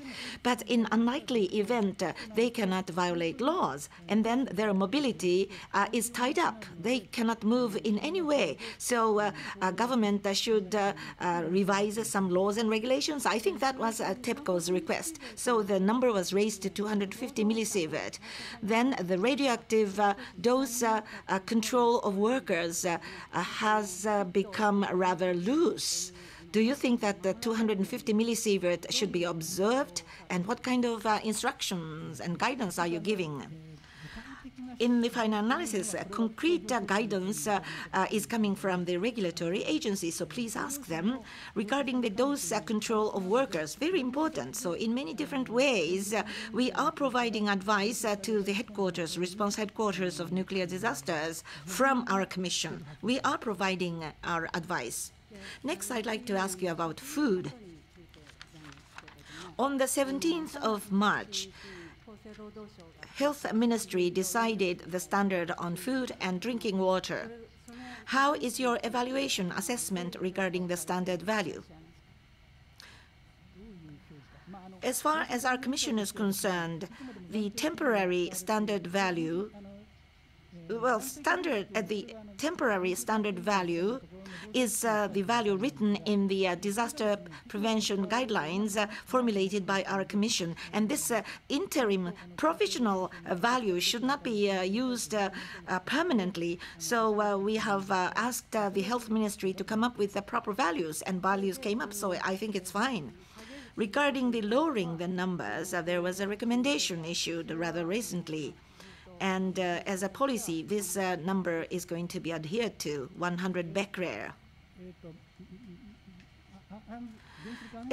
Are you asking the view of NSC? Yes. As far as NSC is concerned, if a certain figure is determined by the health ministry, that should be followed and that should be adhered, nothing more, nothing less. Now, this provisional value of 100 becquerel, that is the ongoing standard. According to the radioactive disorder prevention law, there is a notion called the clearance level. When a nuclear power plant is demolished, I think 100 becquerel per kilograms. I think that's the clearance level. Then this provisional standard level is higher than clearance level. Is that right? Sorry, I don't think. I fail to have a good understanding about that particular topic. In short, what is meant by clearance level is that with this value, you can remove any control. There are many items like manufactured products, agricultural produce, and so forth. So it is a standard that certain control can be removed. Regarding the safety of food, there is naturally existing radioactive materials like potassium-40. I contain that, and I am an emission source of radioactivity. So in comparison with that, you have to discuss. So I think comparison is wrong. Well, I think it goes into the positive range rather than the naturally existing radiation in the case of food. Therefore, compared with the impact from potassium-40, if the value is low enough so that it can be negligible, then that is fine. I think that is my understanding. But according to my understanding, if it changes in April, it's going to be different. But according to this standard, even the radioactive waste is something allowable for Japanese people to eat. That is my concern. What do you think about that? Sorry, Ms. Sakiyama, I have not did my calculation to that extent, but I think what you say is not really right. Well, we can come back to that point later on. But this kind of discussion above X millisievert, below X sievert, this and that, it looks like as if a kind of threshold value existed in this domain. There are many people who will believe that there is a certain threshold. What is your view, Mr. Madarame? As far as NAIIC is concerned, we have been stating all along that there is no such thing as a threshold. But in the final analysis, unfortunately, we are in the current situation where people are exposed to radiation. However, in a planned exposure situation, that is, we must continue our efforts so that the exposure levels should be below 1 millisievert per annum. Threshold, we don't discuss the threshold at all. In the final analysis, we should do the maximum efforts aiming at the 1 millisievert per annum. That's the basic thinking. You talked about determinism to probability theory. So below X, it's okay. It's not this kind of thinking. You're talking about a different dimension, completely different story, sorry. Quite aside from health effect, what kind of accident do we have to assume when you think of that? we are considering a major event like the piping of diameter 60 centimeter is broken or severed, so you don't have to think about it. No, we don't follow that line of argument. In a realistic way, all possible things should be identified, all probability must be calculated. Having done so, we should have the full preparation for such accident. That should be the new policy. One point about the discussion is that in disposing the radioactive wastes, talking about cesium, if it is above 100 becquerel per kilogram, it is defined as a radioactive waste. It's a definition. However, regarding the food, this time around, the health ministry came up talking about the same cesium, drinking water, milk, and dairy products, 200 becquerel per kilogram, and above that should not be taken. In the case of vegetables and others, 500 becquerel per kilograms. So it is higher value than the radioactive waste definition. So there are people interpreting in that way. So can you do the research later on, and can you give us the response about that? Sorry, I did not do my homework. So you can come up in writing. So there may be some points where we have to correct very urgently. So please submit your response in writing. Mr. Ishibashi, in the beginning of this talk, of course, nuclear energy, your commission is considering the prevention of the resident health damage. Of course, I will sound so impolite if I doubt your true intention, because I go back to the siting review guideline. The basic objective of a guideline says that in an unlikely event of accident, we must ensure the safety of the public, it says. But then it goes on to say we must have the policy of seeking a sound development of nuclear energy development. So you are weighing these two, and it has not been necessarily the first priority on residents' health. I think this sentiment is shared by a lot of people in Japan. I'm not criticizing you personally, but this is the area where we have to have a real, very strong soul-searching based upon Fukushima accident.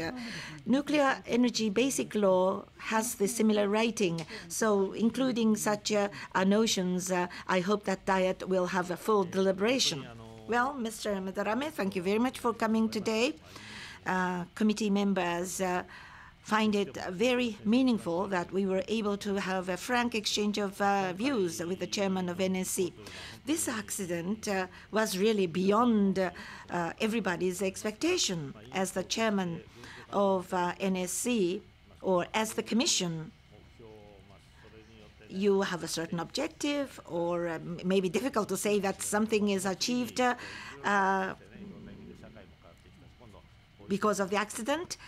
Many things changed. Society changed. Laws will change. So as the chairman of the commission, how are you going to carry on this mission?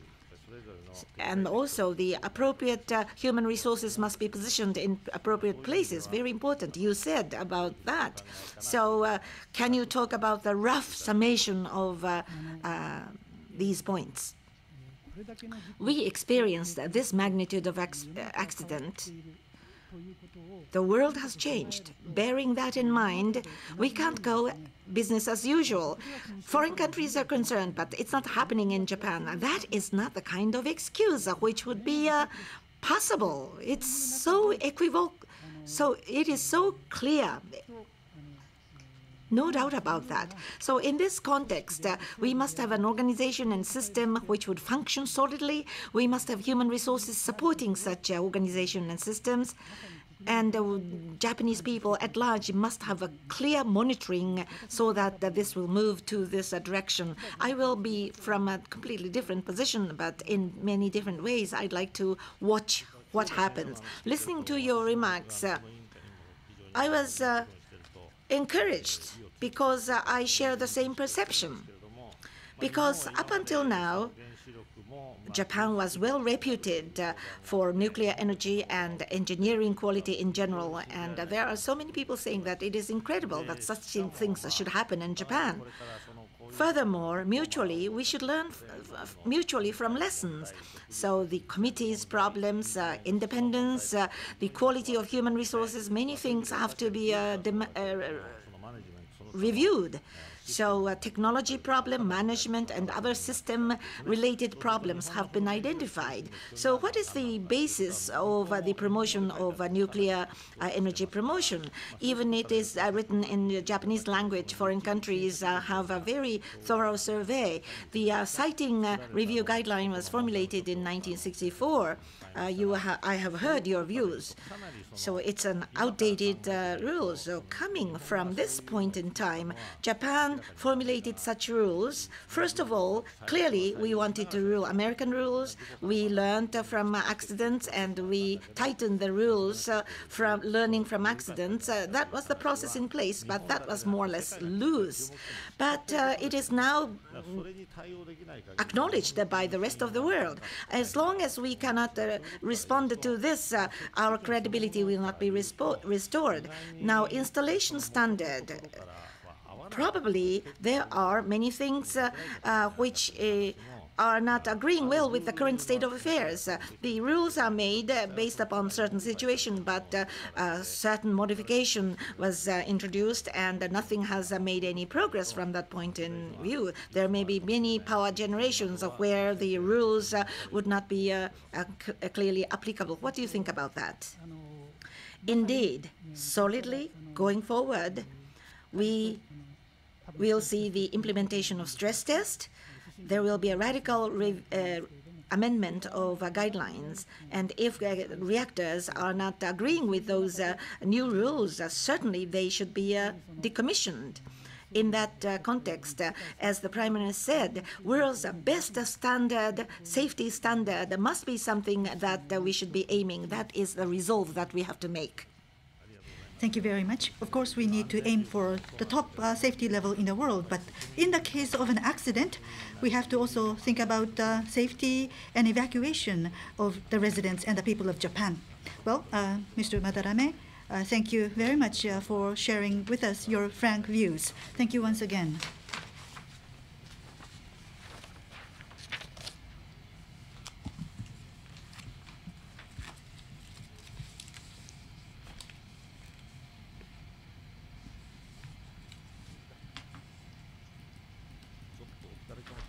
Can we continue?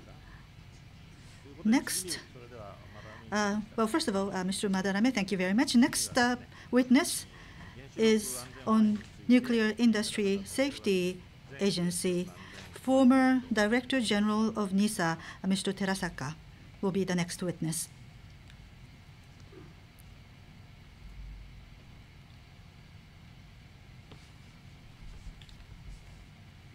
Mr. Terasaka, former Director General, thank you very much.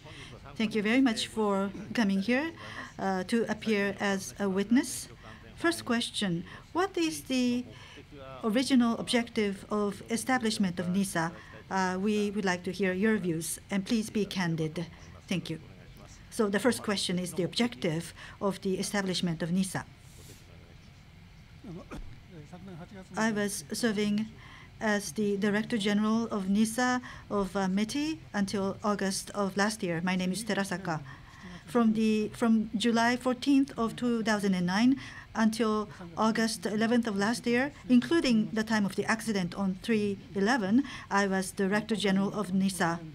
On this accident at Fukushima Daiichi power plant, the accident itself as well as progression of the accident, the power plant itself and the neighboring area is not in normal condition. Residents are still in shelters. They have evacuated, and we're placing a lot of burden on them. And as a person responsible for safety regulation, I would like to take this opportunity to express my apologies. Now, the question from the chairman. NISA is responsible for ensuring security of nuclear power, and the organization is called Nuclear Industrial Safety Agency. So we also cover electrical related areas, gas, industrial complexes, as well as mines. Our responsibility is to secure safety in the operation of these businesses. So securing safety is our mission. So this organization was started in 2001 with such a mission. Thank you. So the purpose of establishment of this organization does not include protection of human life or protection of residents. Ensuring safety, securing safety, that is my understanding of the mission. So when you ensure safety and secure safety, as a result, you would also be ensuring security and safety of the residents as well as employees of the operators. That is my understanding.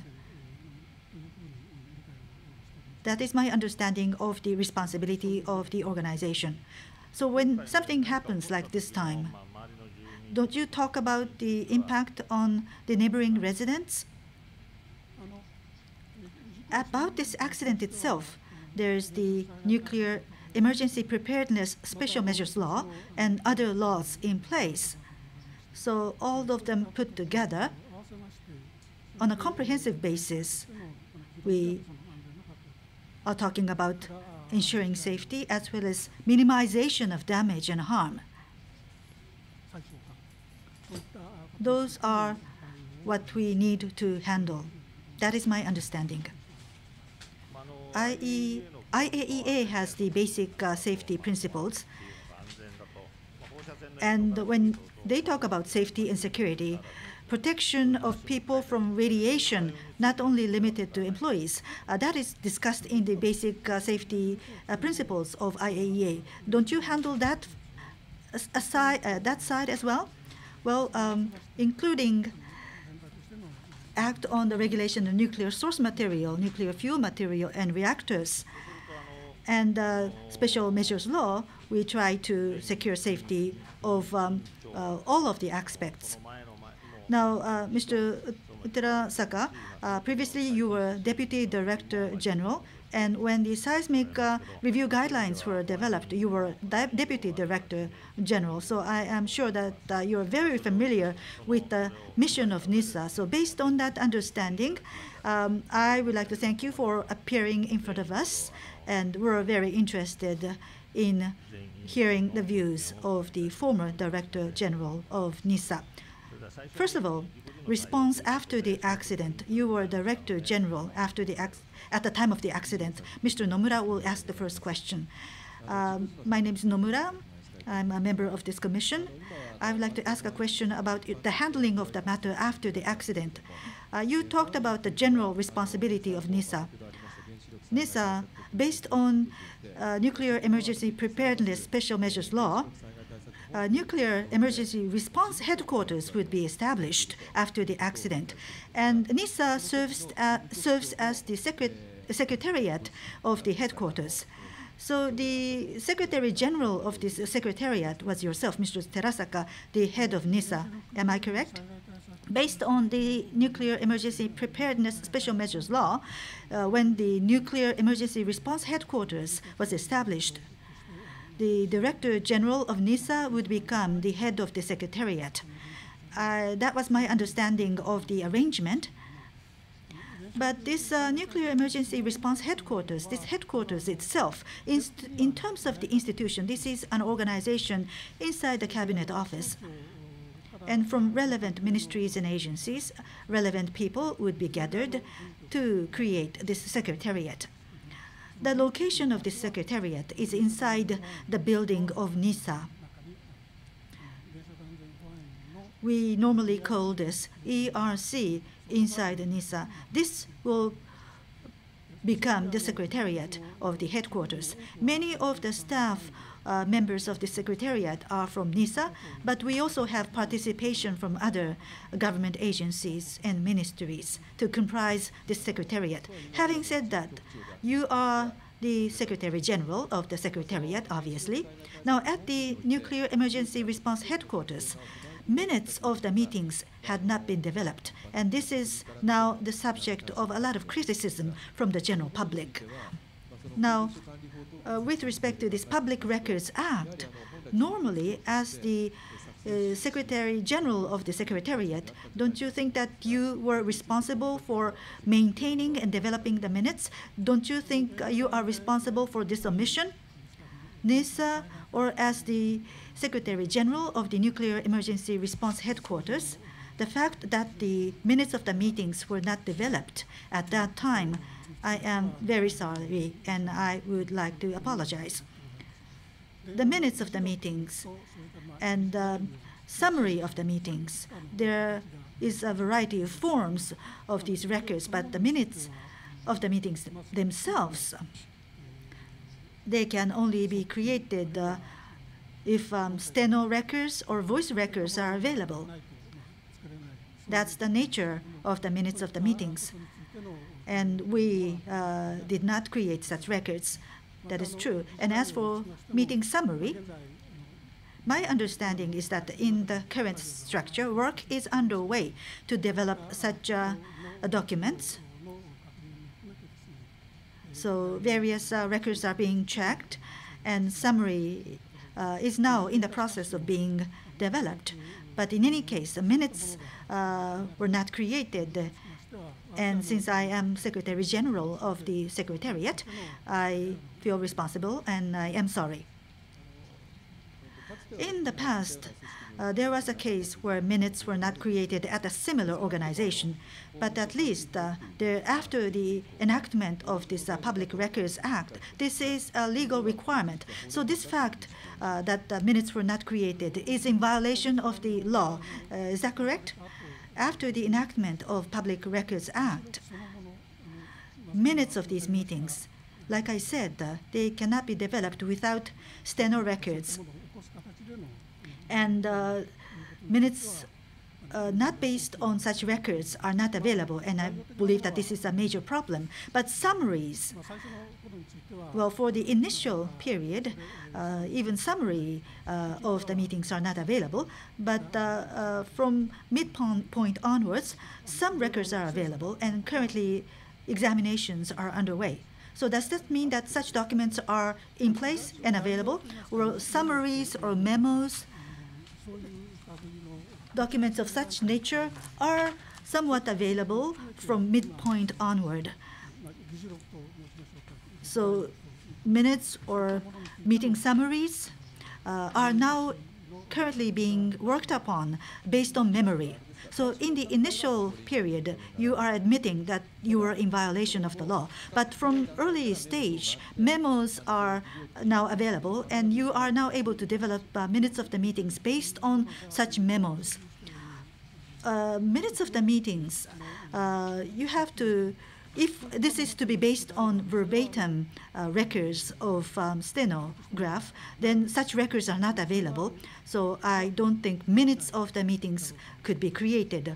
Even without verbatim accuracy, you will be able to develop something of reliability.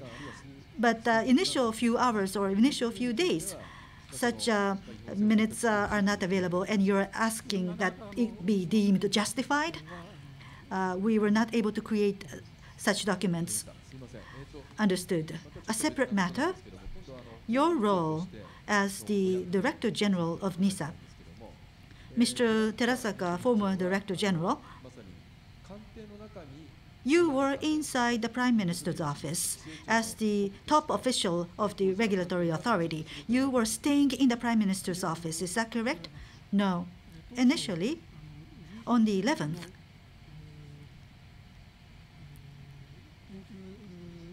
there was a declaration of state of emergency, and thereafter there was a press conference conducted by Chief Cabinet Secretary. So until that takes place, I was staying in the Prime Minister's office to provide my support. But after that, I went back to ERC inside NISA that I talked about. At whose order did you go back to NISA?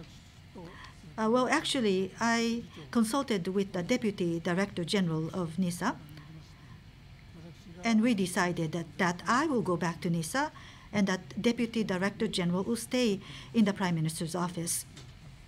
So Mr. Hiraoka, the Deputy Director General, he was to stay in the Prime Minister's office. Why did you decide that he would stay? Don't you think that you yourself should have stayed in the Prime Minister's office? Well, initially, I headed toward the Prime Minister's office, but then I found out that Mr. Hiraoka, the Deputy Director General, was also coming to the Prime Minister's office.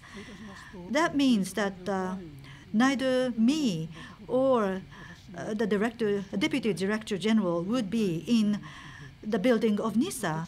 So we thought that either of us should in the NISA building, and one of us should stay in the Prime Minister's office.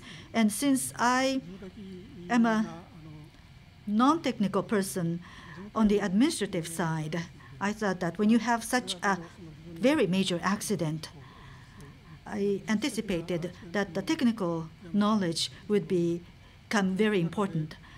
So we decided that rather than me staying in the Prime Minister's office, someone who understands technology should stay in the Prime Minister's office. Actually, this was my decision, and I decided to go back to NISA's building. Well, I was surprised to hear that, because the top official of the regulatory authority of nuclear power is a person who does not have knowledge about nuclear power. Well, what I meant to say is that I don't have a scientific training background. I don't have that background in training in nuclear engineering or physical sciences background. I was not conducting nuclear power administration with that kind of a background.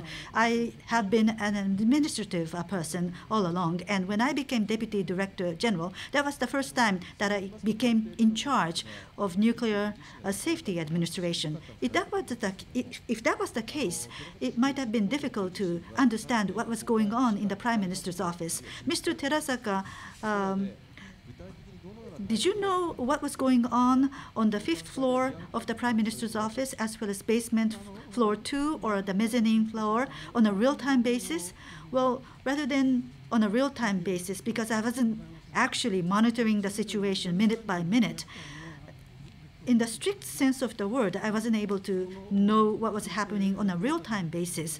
But when major decisions were taken in the Prime Minister's office, or just before such decisions are taken, for example, what is currently debated or what is the current situation in the Prime Minister's office, I was getting information from people in the Prime Minister's office. So I was capturing and understanding the situation there. So in each of these floors inside the Prime Minister's office, what was their roles and responsibilities? Well, in the Prime Minister's office, in the basement, there was the Crisis Management Center. And at that Crisis Management Center, handling of the earthquake disaster and handling of the nuclear disaster, relevant ministry agencies, Director General class people were gathered there in the Crisis Management Center, and there was a lot of coordination going on, including communication with respect to residents' evacuation. And on the 5th floor, after the state of emergency was declared, instructions were given with respect to evacuation, and also they were working on ventilation work, and they were also working on the situation on the nuclear power plant, as well as how to secure power, including vehicle-mounted power generators. Such work was conducted in the Prime Minister's office. And at NISA, we were also trying to gather information in parallel. So that was the arrangement. On the mezzanine floor in the basement, what was being done? Well, on the mezzanine floor in the basement, well, I used to think that this was a discussion that was taking place on the 5th floor. But in any case, the Deputy Director General, as well as Minister Kaieda, Minister of METI, were there to conduct many studies. That was my understanding. Earlier, you said that you don't have knowledge, physical science-based knowledge like nuclear power, and you said that you have a humanities and social sciences background, but you're the top official of this organization. If you look at the report of Nuclear Accident Investigation Commission, a lot of points are being made that communication was not working well inside the Prime Minister's office. Isn't that the job and responsibility of an administrative official like yourself? Well, on that point, providing information from ERC inside NISA, that is something that we considered as the primary responsibility. So we were communicating with the Prime Minister's office about that information. But how that information was treated inside the Prime Minister's office, well, those people inside the Prime Minister's office, including the Deputy Director General, our job was to convey information to the people inside the Prime Minister's office. Prime Minister Khan at that time was complaining that the information was not provided to the fifth floor, that information was not forthcoming from NISA. Are you saying that that is the responsibility of Deputy Director General Mr. Hiraoka, that he is to blame? Well, we would be providing information from NISA. Of course, I don't think all pieces of information was being conveyed to the Prime Minister, but for the necessary information, I was assuming that that information had reached ministers and the Prime Minister. And the deliberations was conducted based on that information. That was my assumption.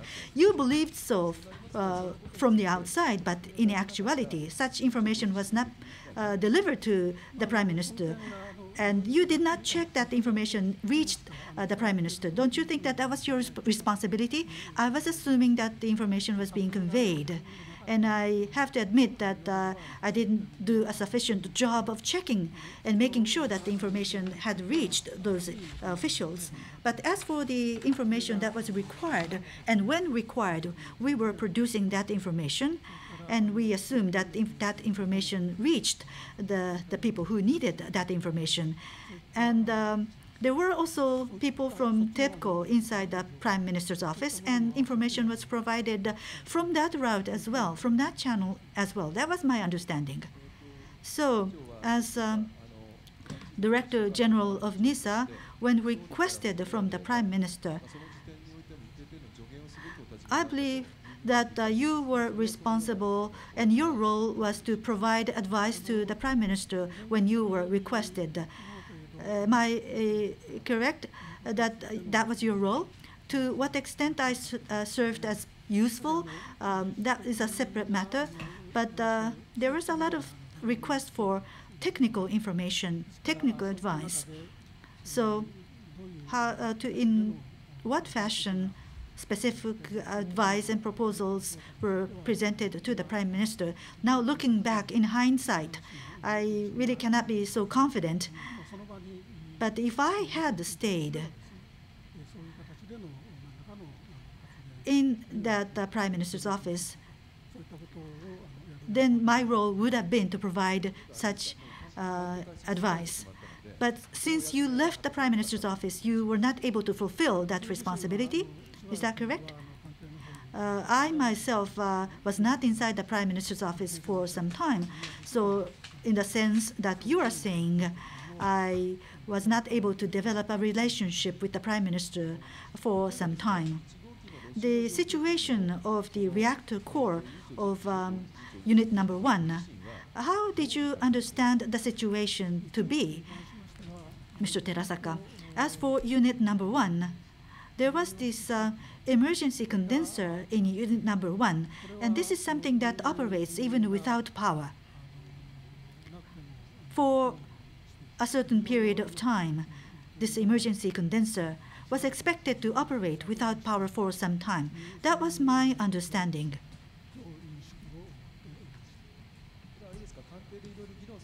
What was being discussed in the Prime Minister's office?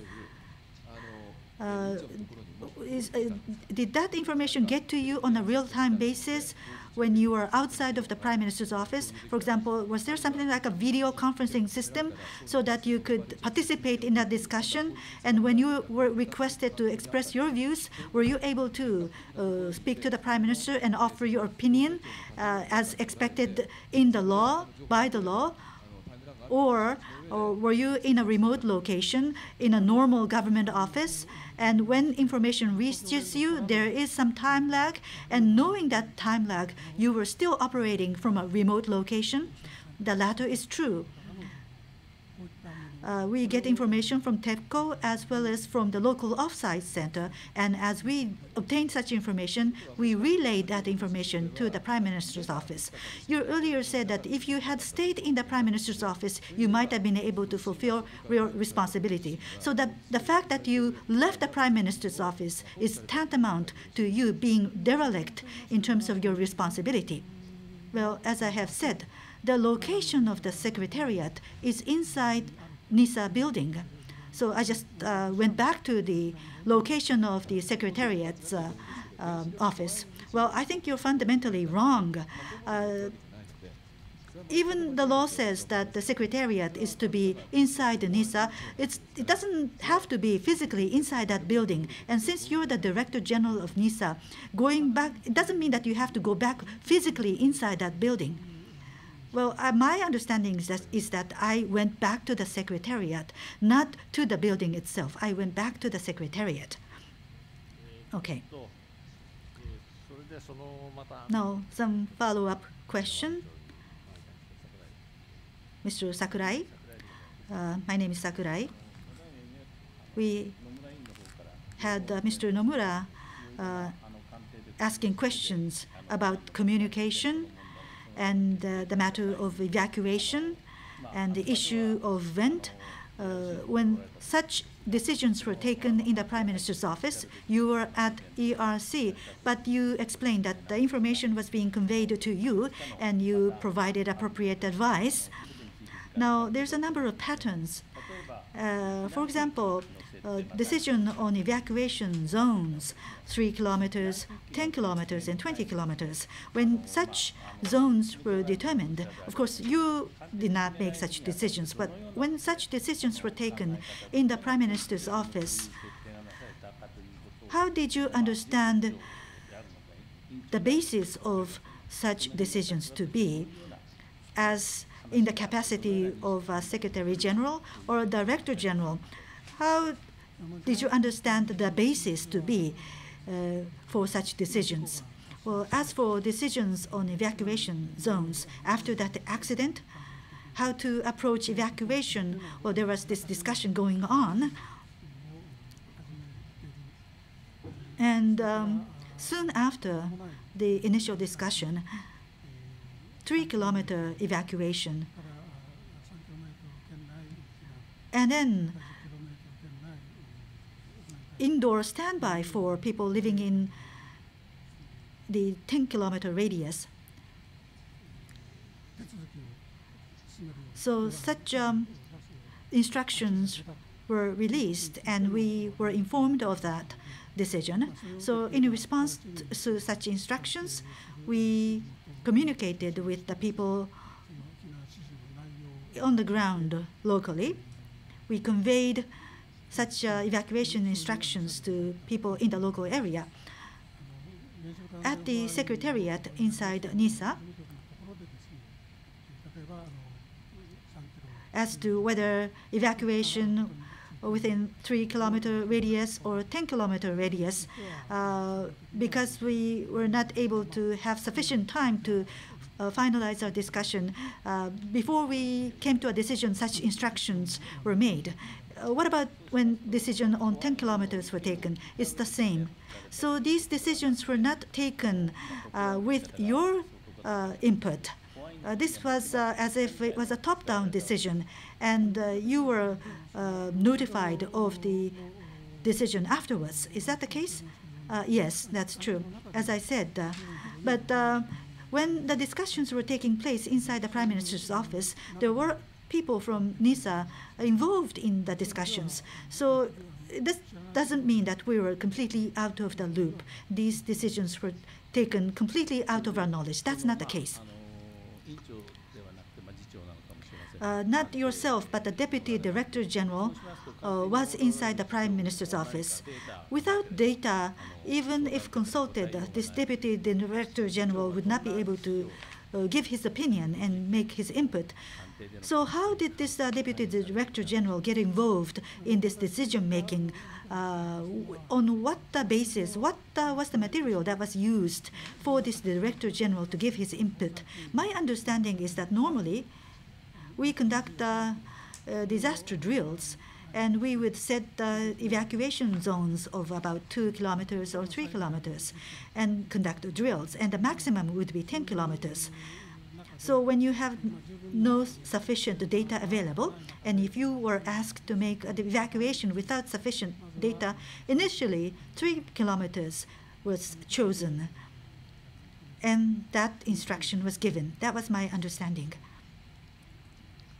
Well, initially that may have been the case, but after some time, you might have come to know that this event is completely different in terms of order of magnitude compared to the assumptions made during drills. What about that? Well, things were evolving and the situation was progressing inside unit number 1 and unit number 2. And initially it was 3 kilometers, and then it was expanded to 10 kilometers. Whether 3 kilometers was sufficient or not, we were a bit concerned. Yes, we had that awareness. And the vent discussion, common sense dictates that when you ventilate, then many things would get released to the outside atmosphere, and that will have an impact on the local residents. This is quite obvious. And as you know, there is this system called SPEEDY. You don't own this system, but this system is available for NISA to use. So 3 kilometers or 10 kilometers after the ventilation, when you consider this evacuation, did you make use of SPEEDY for your reference? Well, about this SPEEDY system, the way to use this SPEEDY system in terms of determining the zone of evacuation, or when you make assumptions about this accident, when there are some problems and the situation progresses, and after a progress of time, SPEEDY may be used to determine the evacuation zones. For example, until what time evacuation will be required. So SPEEDY could be used for that purpose. And after that, monitoring could be enhanced by making use of this system. So this system, in my understanding, was to be used for those purposes. Now this time, we had multiple plants developing problems, and the progression of the situation was very rapid. But on the other hand, the source of this radiation release, that information was not forthcoming as a result of failure of the communication system. So the SPEEDY system itself was rendered unusable. That was my understanding. So I think that was after the 3-kilometer evacuation instruction was given that we felt that SPEEDY was not so usable in terms of determining the distance of evacuation. And at the time that the instruction for 3-kilometer zone was made, concentric circle evacuation was the instruction that was given. And I think this was a very important decision that was taken. This is concentric circle evacuation. So in terms of the direction of evacuation, the importance of the determining direction, I did not feel a strong need to consider that because of the instruction of concentric circle evacuation. The same was true for 10-kilometer evacuation. because, of course, not sufficient data was available for utilization of SPEEDY to determine which area should be evacuated. So my keen sense of awareness was lost because of these instructions. ERSS data was not forthcoming, but other calculation was being conducted at an early stage in the technology center, and that data must have been sent to NISA. Were you aware of that data coming to you? Initially, we asked for SPEEDY data. This is not something that is entirely clear, but I believe I saw it somewhere in one way or another. And the work that was conducted by NISA afterwards, and there was also a piece of work that was conducted mainly by Ministry of Education and Science and Technology. And that work was being sent to the Secretariat and to ERC. Well, I wasn't actually keenly aware of such information being made available to the Secretariat. Let me continue.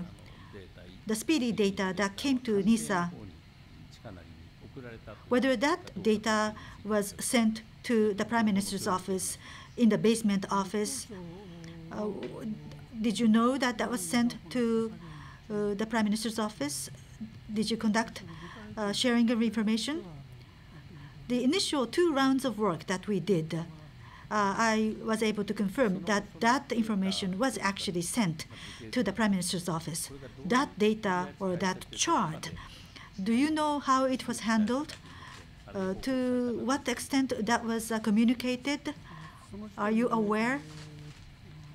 At that point in time, who shared that information?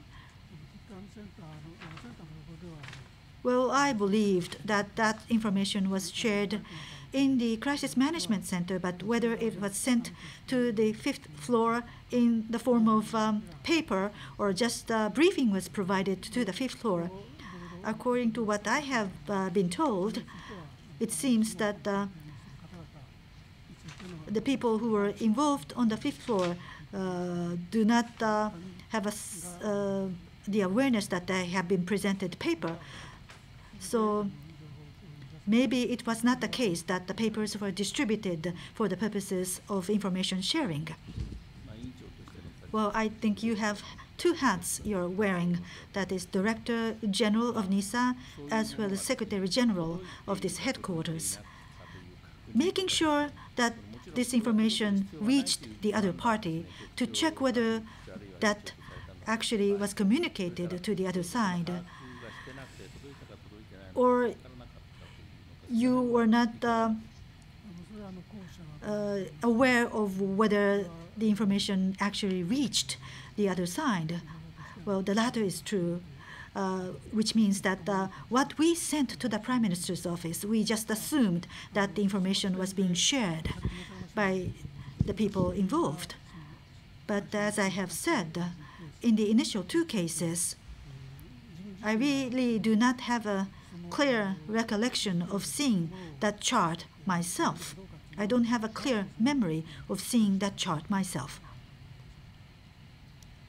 Because of time constraints, I will not go into further detail, but subsequently, SPEEDY system was run in various ways. And I know that you are aware of this from various reporting and various verification studies being conducted. And there was a time that radioactive material was flowing in the northern direction or northwestern direction. So in terms of utilization of SPEEDY system, didn't you believe that you needed to provide this information somewhere? At that point in time, I was not aware that that kind of work was being conducted. After that, there was a lot of discussion on the use of SPEEDY, as well as information disclosure requirements. In this backdrop, the work that was conducted using SPEEDY system, the policy has become that information should be made available and made public. But before that stage, inside the headquarters, inside the building of ERC, the work was contained inside the headquarters, and the information was only kept amongst the people who were working on that. But if the policy had been that the work should be made public, then it should have been. But that is something that I have come to know afterwards. And in relation to this question, when we looked at the outcome of that work, if that information was made public at each juncture, that might have been proven somewhat useful in determining the direction of evacuation. But there are a number of cases, and as to how this system could have been utilized, well, that discussion aside, I believe that the information could have served useful in one way or another for those residents who have evacuated, and especially for those people who ended up evacuating into an area where there is actually higher levels of radiation. When you think about how they feel about this, of course, there are many problems with SPEEDY, for example, usage of unit emission amounts, but as to how they feel and how they would accept the situation, if you had acted with their feelings in mind, it's not that the direction of the evacuation could have been changed, but I think the way you handled the situation, the NISA and the government, how you handled the situation could have been different. How do you feel about this? As I said earlier on, the evacuation started with the concentric shaped rule. I talked about the covered regions of evacuation. You see, the evacuation was done in a concentric way. And also, we were not able to access release source data. And because of these factors, we became aware that for this situation, SPEEDY was not usable. But we have done various operations, and when information and data did come then regarding the method of evacuation or how people might have felt regarding the mode of evacuation and so forth. So in some way or another, better use, better efficient, useful information could have been obtained from SPEEDY. So on this point, so the applied version of the use of SPEEDY is something that we should be more clearly aware in a similar situation. So if we were more conscious about it, SPEEDY would have been more useful. Thank you very much. Thank you very much. I know that you have to face so many questions, but Mr. Tanaka will talk about the post-accident response. Thank you. My name is Tanaka. Thank you for coming. Utilities webpage talks about the defense in depth for Japanese nuclear power plants, quintuple barriers. Thereby, nuclear power safety is ensured. And a lot of people resort to this kind of explanation. But in this accident, in a spur of a moment, defense in depth or quintuple barriers collapsed immediately. I think this is a case in point.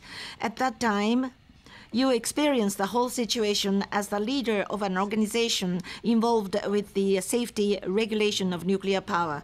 Mr. Tanaka, can you focus on the particular point?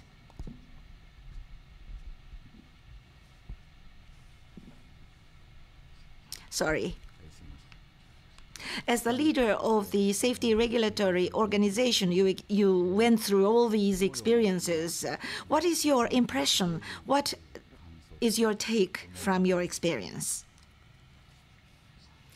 Already in this session, various points were raised, and you can learn certain points from the government-based report, and you learn from various points indicated by the investigation and the verification commission of the government, and other points are mentioned by various sources. So there can be a variety of ways of describing what that accident was all about. But in my way, the only thing that I can characterize would be the preparedness. We should be prepared for all kinds of things which could happen. System problem, safety standard problem, in many different ways and meanings. Preparation is the key point. While we were ill-prepared, this situation happened. That is my personal characterization.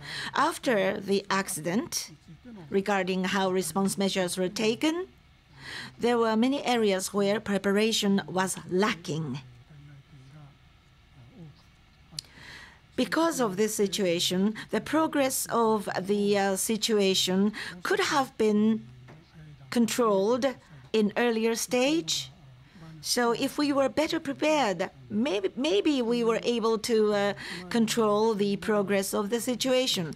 While we remained ill-prepared, we have seen the accident this time, as well as the development of the situation thereafter. So on this point, as the regulatory authority, we recognize that there was a serious problem.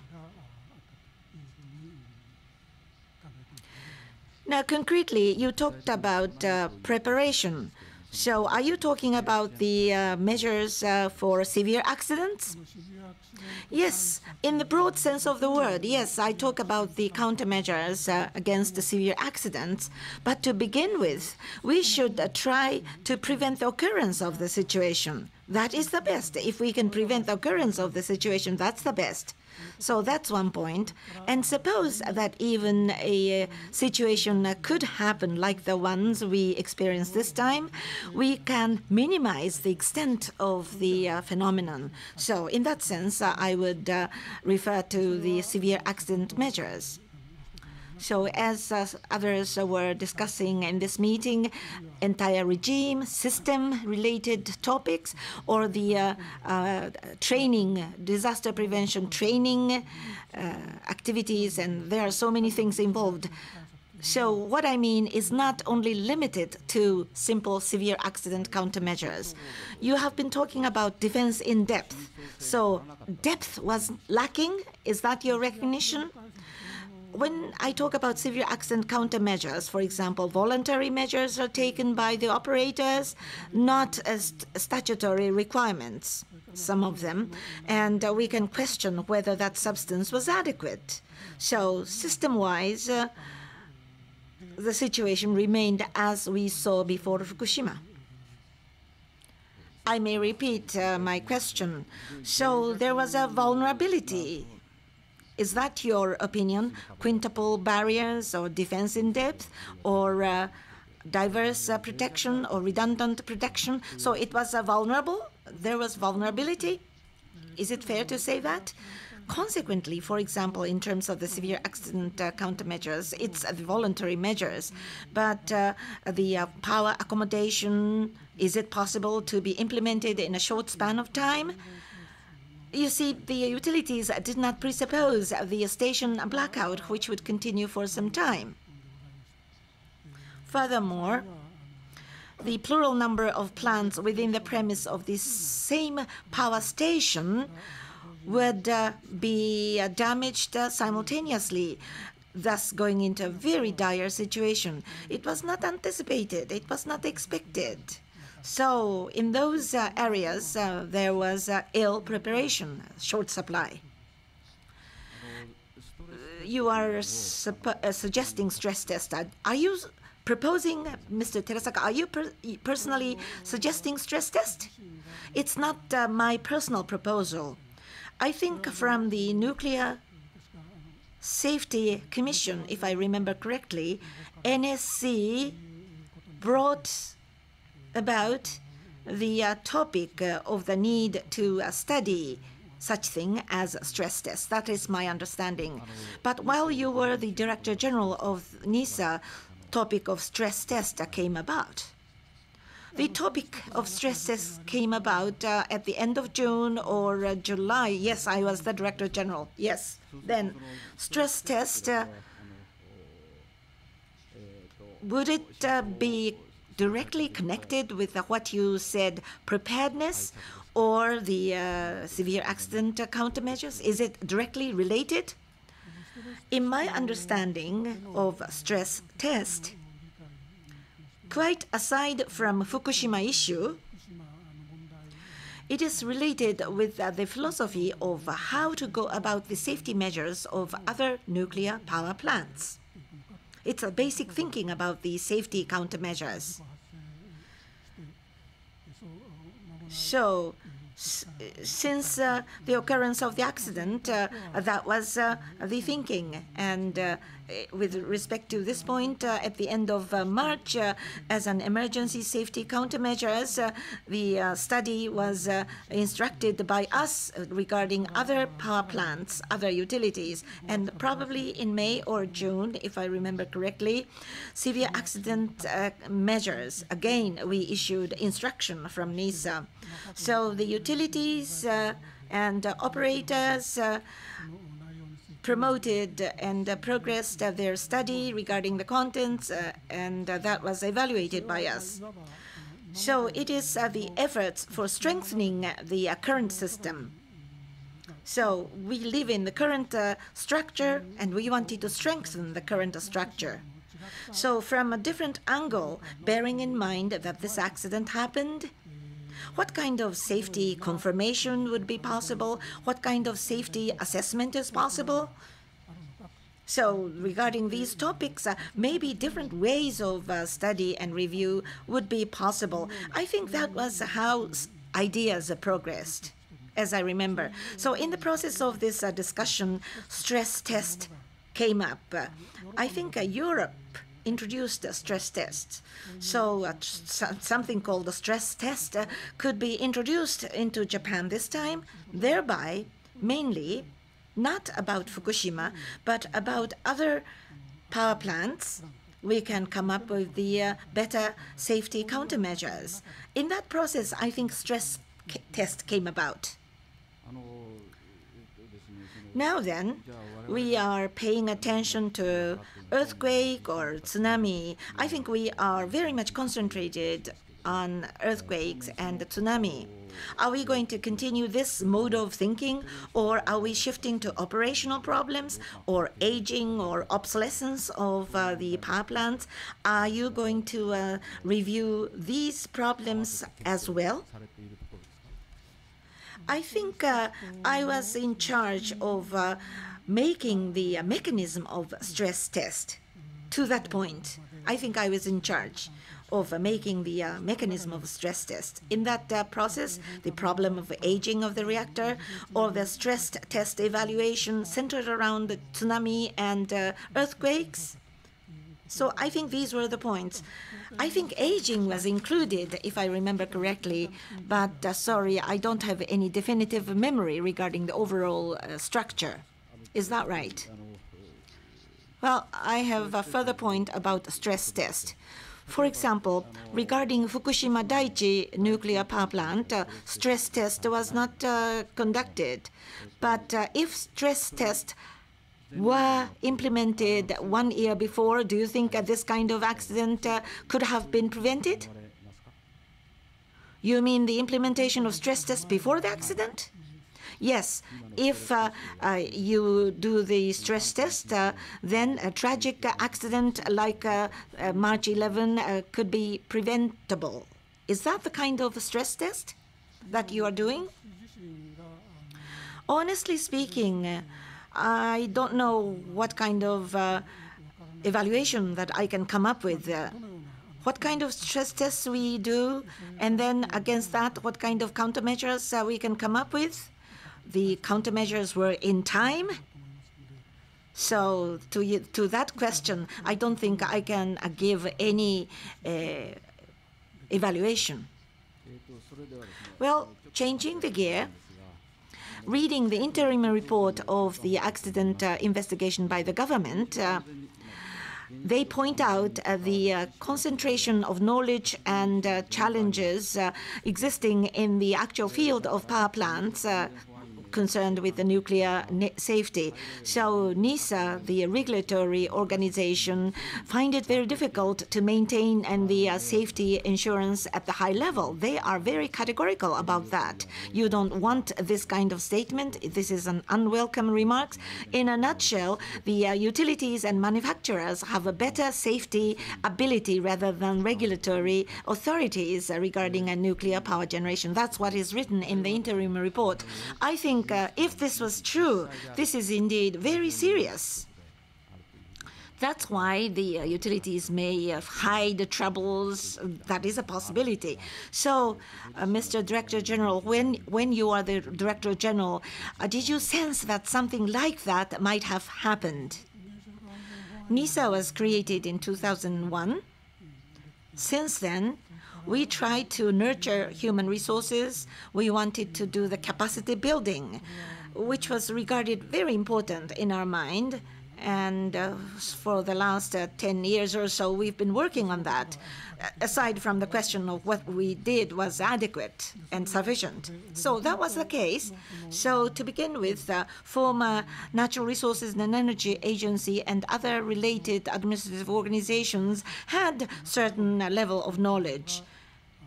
And maybe the knowledge was not necessarily adequate and full.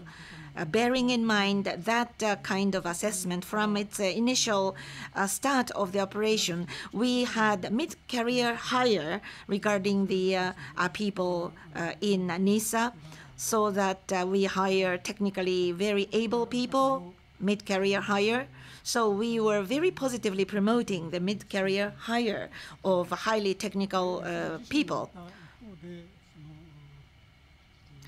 On the other hand, that mid-career hire would come mainly from the manufacturers and so forth. So there is a separate question of conflict of interest and so forth. So we were paying due heed to that possibility of conflict of interest. Once they become the civil servants, members of METI-NISA, naturally, as the administrator, they should be mindful of the duties that they must perform. It is only natural that they should be mindful of that. So we were trying to heighten the level of their capabilities in these areas. But are they thoroughly well-versed with the field-related matters and activities?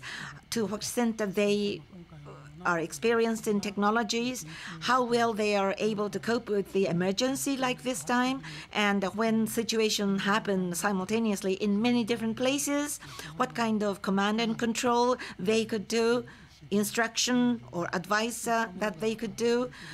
Did we have enough number of human resources who were able to do all of them? If you ask whether we were in that situation, then I have to respond in a negative way. I have to say no to such questions. So in that sense, I think there was a lack of preparedness on our side. In foreign countries, for example, in the case of US NRC, so Japan is trying to make something similar to NRC, I guess. But currently, looking into the American and European regulatory agencies, if you compare yourself with them, what is the positioning of Japanese regulatory authority in terms of expertise, professional expertise, knowledge, degree of mastery of the technology? Regarding those elements, I think we are not eclipsed by any other regulatory agencies in foreign countries like US or France. So NISA's, I think our ability, our quality is rather weaker compared with other countries' regulatory agencies. Do you think that lack of the human capability is serving as the backdrop of this accident? I do not have a clear sense whether that in itself was in the backdrop of this accident.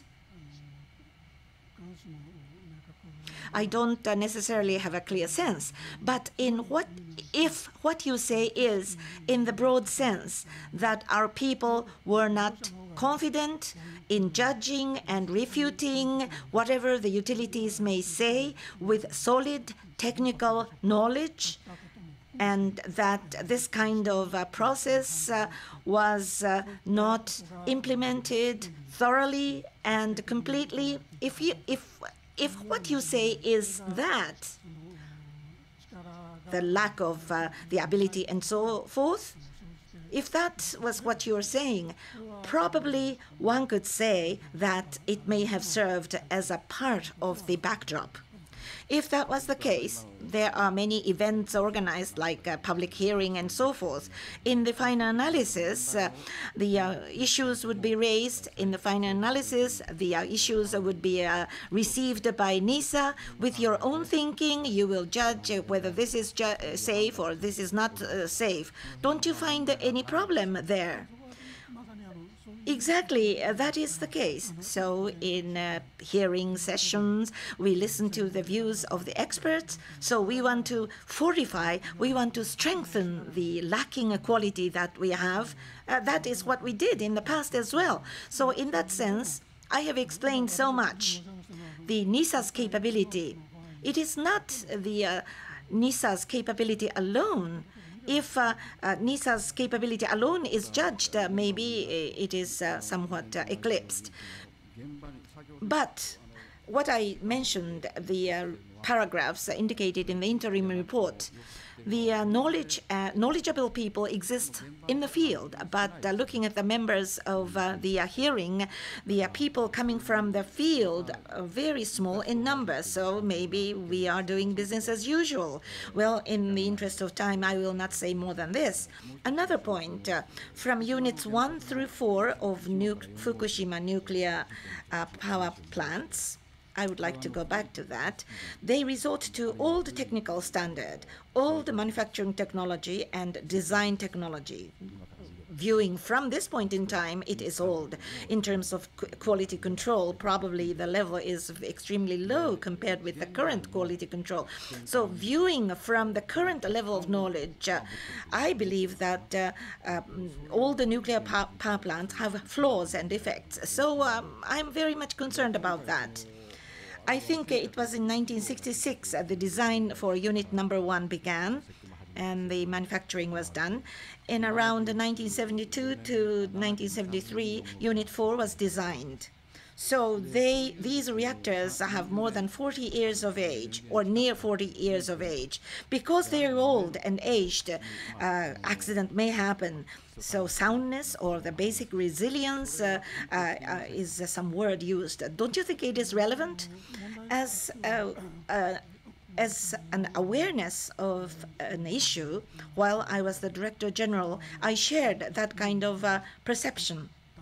And having had that perception, we had all kinds of reviews and studies. That's my awareness. While I was the Director General, there were old reactors. The old, being old per se, I don't think is directly related with this accident. I don't think the relationship is that direct. Well, what kind of review did you have? And you have what you feel now. For example, regarding I'll talk about old cases because of the vibration. Because reactor is old, some kind of breakage, some kind of failure may have happened. While I was the head of NAIIC, or even afterwards, such a debate is taking place and inspection is made. But conclusion is that there is no clear indication suggesting that kind of breakage. But as you mentioned, the design philosophy, that kind of things, what should be the way to look at such old design philosophy? Even before the accident, so-called aging reactor countermeasures were introduced. In that way, we were responding to the situation. But there is a point of design philosophy and others. So in an explicit way, there are no confirmation points or verification points in the process of our review. So including them, so going forward, what should be the aged reactor countermeasures? That's very important issues that we should be tackling, and we should be very much aware of this issue.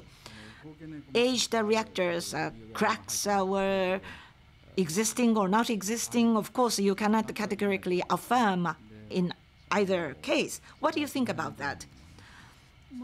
I'm very sorry, since summer, I am away from the front line of the activities, but hitherto, such occurrence like cracks and so forth, absolutely non-existent, absolutely no problem. We never made any categorical affirmation.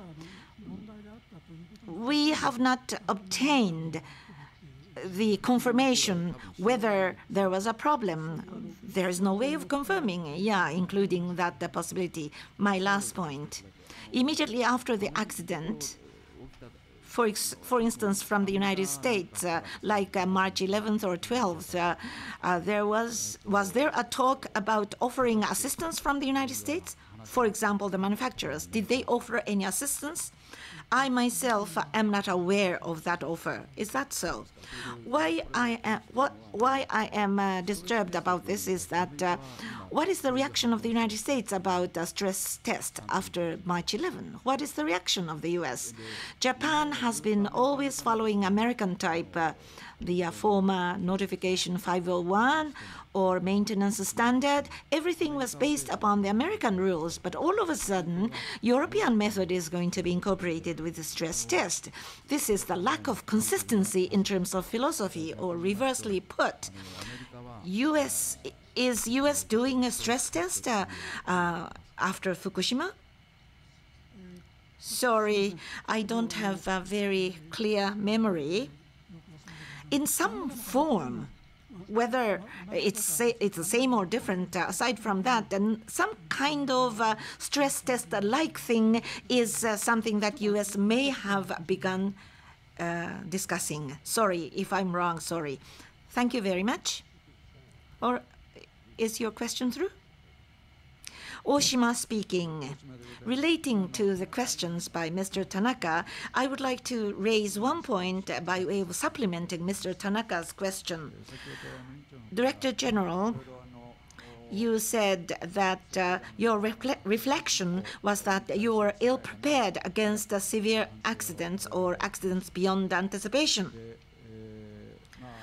Nuclear power accident is something which shouldn't happen in any countries. Especially so in Japan, because Japan experienced Hiroshima and Nagasaki. And also Japan is a renowned country for the high level of engineering capability. So absolutely that kind of accident shouldn't have happened in our country, and yet this major accident did happen. Now, you talked about the ill preparation, but I look into various sources and some media reports talk about it. There were some people who asserted the need for countermeasures. Within NISA, there were such people asserting the need for countermeasures. Amongst the university professors, amongst the experts, in the past, there were such people. Consequently, those people's views were categorized as minority views and did not pass the government procedures. But for the honor of these people, I think such fact that they had made such assertion must be pointed out. Within NISA, after Chernobyl accident, internally, there were some people making all kinds of suggestions. It is carried in some newspaper reports. Coming to the new century at around 2001, amongst the subcommittees of NSC, there is excessively low proportion and emphasis given to tsunami that was indicated, or around 2008, manuals should be formulated in preparing for the composite type of disaster, but this idea was crushed again.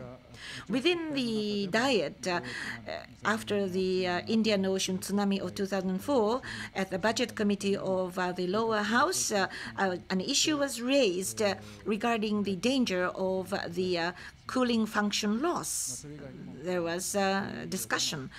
Aside from those, IAEA had the discussion on basic safety principle, and as was alluded to momentarily, since 9/11 of the United States, bearing in mind the nuclear terrorism, safety was studied, and the Section B5B was discussed, and so forth. So there were many things happening outside Japan. There were lessons that Japan could have learned, assertions that Japan should have learned, but all of them were negated and eliminated consequently. My question: why did we have this situation? Why were they eliminated? What is the character? What is the culture which eliminated such assertion? There is a notion of safety myth. So in those areas, you were the Director General at the most important time. What is your recollection? What is your response? What is your recognition? In particular, so there were experts' opinions inside internal opinions. Who crushed such opinions? Who was responsible? Is it the power industry or within the government? There were people crushing this kind of assertions. Can you talk about how you feel about those points? I think what you are referring to is the situation which is the result of the accumulation of nuclear power administration and the nuclear power safety administration, which led to the accident. I think you are talking about the situation leading up to the accident. I say this because, for example, in introducing safety regulations, we will think of the standard of the regulation, or we will look into the contents of the situation which is envisaged, and we will have to do the day-to-day operations, activities regarding standards and the contents in implementing the regulation. So, as you mentioned, because of the knowledge inside and outside Japan, we can enhance the contents of the regulation, or we can strengthen the regulation. So I think you are asking how I feel about the possibility of enhancing and strengthening the regulations. Now, in this context, regarding the strengthening of the regulation, we used to say that such things wouldn't happen in Japan. We will do the study, we will do the review, but it wouldn't happen. Or it may not be absolutely, but it will happen only at a very small probability. Therefore, if we want to strongly promote the review to that end, that kind of awareness, the comprehensive awareness of the administrative agency does not become so strong. And while the awareness is not strong, actually, the small accidents could happen, but the major accident did not happen in the past. So we had JCO accident and so forth, minor accidents. So in this context, some people regard it as a safety myth. So it is a part of a safety myth, I suppose. So because of this general situation, review and study did not make enough progress. I think that is the major current of the history. Another point, even in that context, in 2001, NISA was created. Their safety regulation would be done in a unitary way. Of course, there are some other departments, but more or less in a unitary way, NISA will look after the safety regulation. So we have created that regime. As you mentioned, that was the direction of the thinking. I think general direction was toward that direction. However, there were cases of data falsification or hiding the piping rupture accident. And then many earthquakes did happen. So each of them present as a serious challenge. So regarding specific issues, what should be the improvement, what should be the enhanced regulation in order to ensure better safety, what should be done. So considerable amount of time and manpower were taken away to counter the major accidents and cases and so forth. It's a matter of reality. In this context, not only the specific issues, but the overall systemic regime must be solidly reviewed again. The regulation should be strengthened if necessary, or we can rationalize if rationalization is possible. So overall review challenges are still out there. It was realized 2 years ago. I think it was February or March 2 years ago, we came up with that idea. So we were about to begin the review along that lines. Some subjects made the reviews, some subjects did not make any reviews. And then we came to the March accident. I don't know whether this was a direct reply to your question, but that is the feeling that I have now.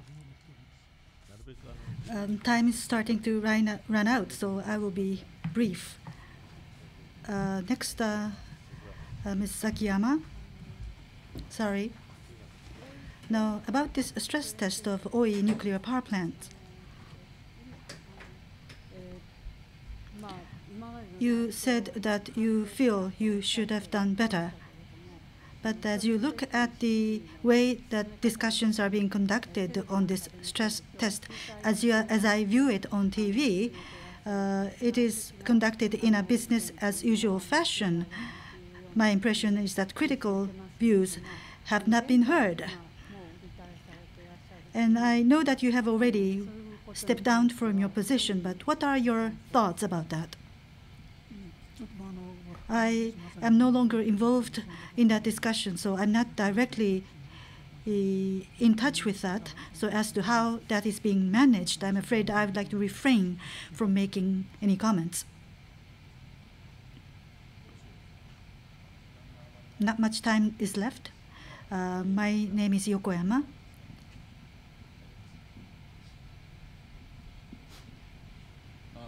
Exposure control.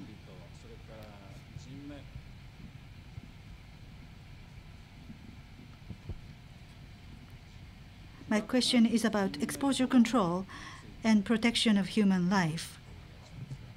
First, as a fact, the off-site center did not function properly. Why do you think it did not?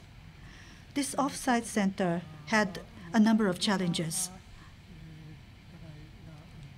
In the end, there is a number of challenges, for example, including lack of stock of supplies, or unavailability of water. But to answer your question,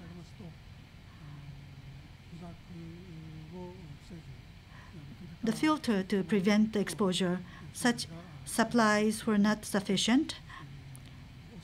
So off-site center itself was rendered not operable. As Mr. Tanaka mentioned earlier, in-depth defense. In-depth defense, in-depth or multiple defense. When you talk about multiple or in-depth defense, just in the case of emergency power generators, even if you had multiple layers, because they were not diverse, all of them failed. Of course, one survived. So if the idea is to build an in-depth defense structure, that only applies to the nuclear reactor. And what about the offsite center? If you only have one offsite center, it's not in-depth. What do you think about this? Well, in terms of the location, in terms of a facility having multiple functions, there was only one offsite center. Actually, the second offsite center was in the plans. But at this accident, that place was also rendered unusable. Where is it? The city of Minami-Soma. How far is it? Actually, 10 kilometers. So it was away by about 10 kilometers. Yes. But if you had this philosophy of defense in depth, you should have had multiple numbers of these offsite centers.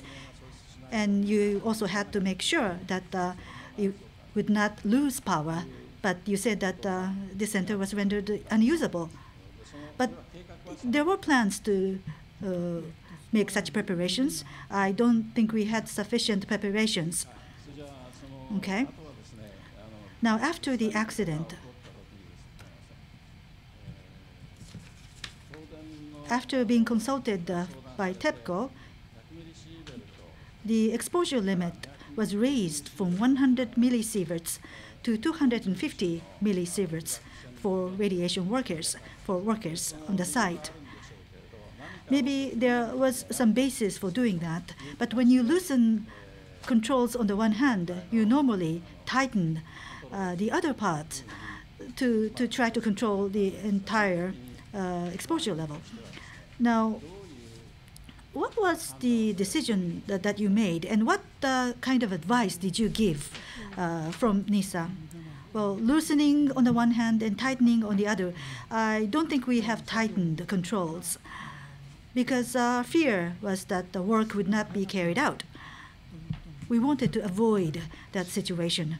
So about raising the limit from 100 to 250, we had consultations with relevant ministries and agencies, and the decision was taken. If that were the case, it was left up to the operators to abide by that limit and also try to lower the exposure. So it was left up to them to try to ensure safety. Yes. At that time, yes. As for exposure of the workers of the operator, I think it was controlled quite well. But as for exposure control for the residents, did you take any specific measures? In that sense, I mean, exposure control of the residents, our first priority was to have the residents evacuate. As for the method of evacuation, well, there was the earlier discussion. And we also had to consider what we do after they evacuate. So there was the very quick decision taken whether to evacuate or not evacuate. So that's a short-term matter, but at the same time, because we felt that the period of evacuation could be prolonged, we also had to think about how to lower and minimize exposure levels for the residents.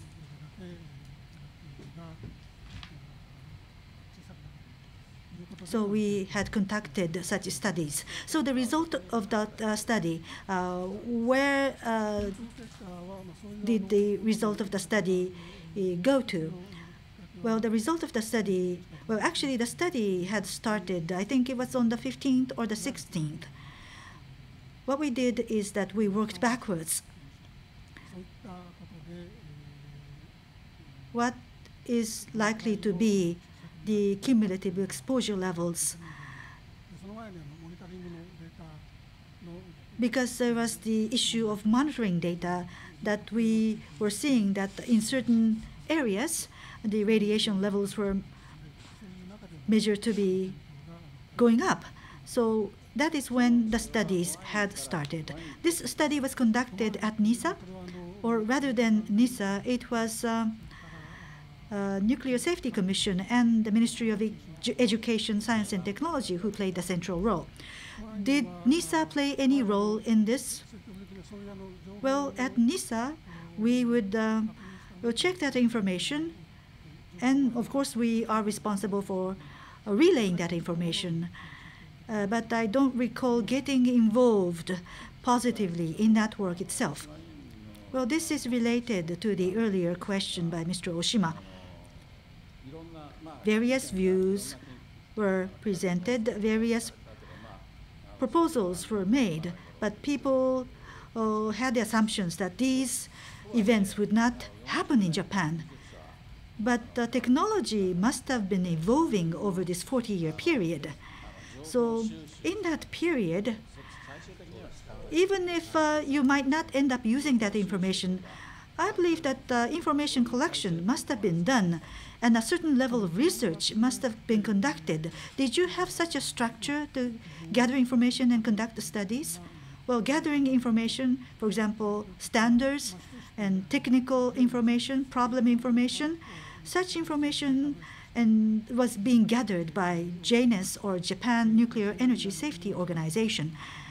And there was a database that was developed and that was operated. But as to how it was proven useful or how it was used, maybe it was not used to the sufficient level. Now, exposure levels of residents or exposure levels of workers, do you get such information? Is such information being gathered? The information is mainly about the nuclear plant. Okay. Lastly, very briefly, sorry, I would like to ask one more time. Earlier, Mr. Terasaka, you said that NISA is lacking in technical expertise. It's very unfortunate that you yourself have said that because you're a non-technical person, you did not stay in the Prime Minister's office. So in that sense, I would say that you yourself are the one who was lacking in technical expertise. That is how we feel. But having said that, if you are saying that you have played a certain role, then after leaving the Prime Minister's office, we would like to believe that you were in good and close contact with the people in the Prime Minister's office. But according to what we heard in your answer to Mr. Sakurai's question, you did not make sure that the information that you produced reached the other party. You didn't check that. So my question is, how did you communicate with the Prime Minister's office? Well, it was done on different levels, but I myself was communicating over the telephone. And we also have information coming in from other people responsible. Telephone, we will check the telephone records later on. But how many times did you communicate with the Prime Minister's office, and what kind of instructions were you giving? Well, in terms of the number of times that we communicated, I really do not have a clear number. But the instances where I myself gave direct instructions, it may not be very large. A broad figure would do.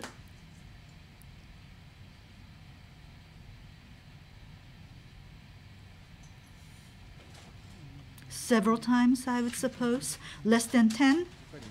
Right. Okay.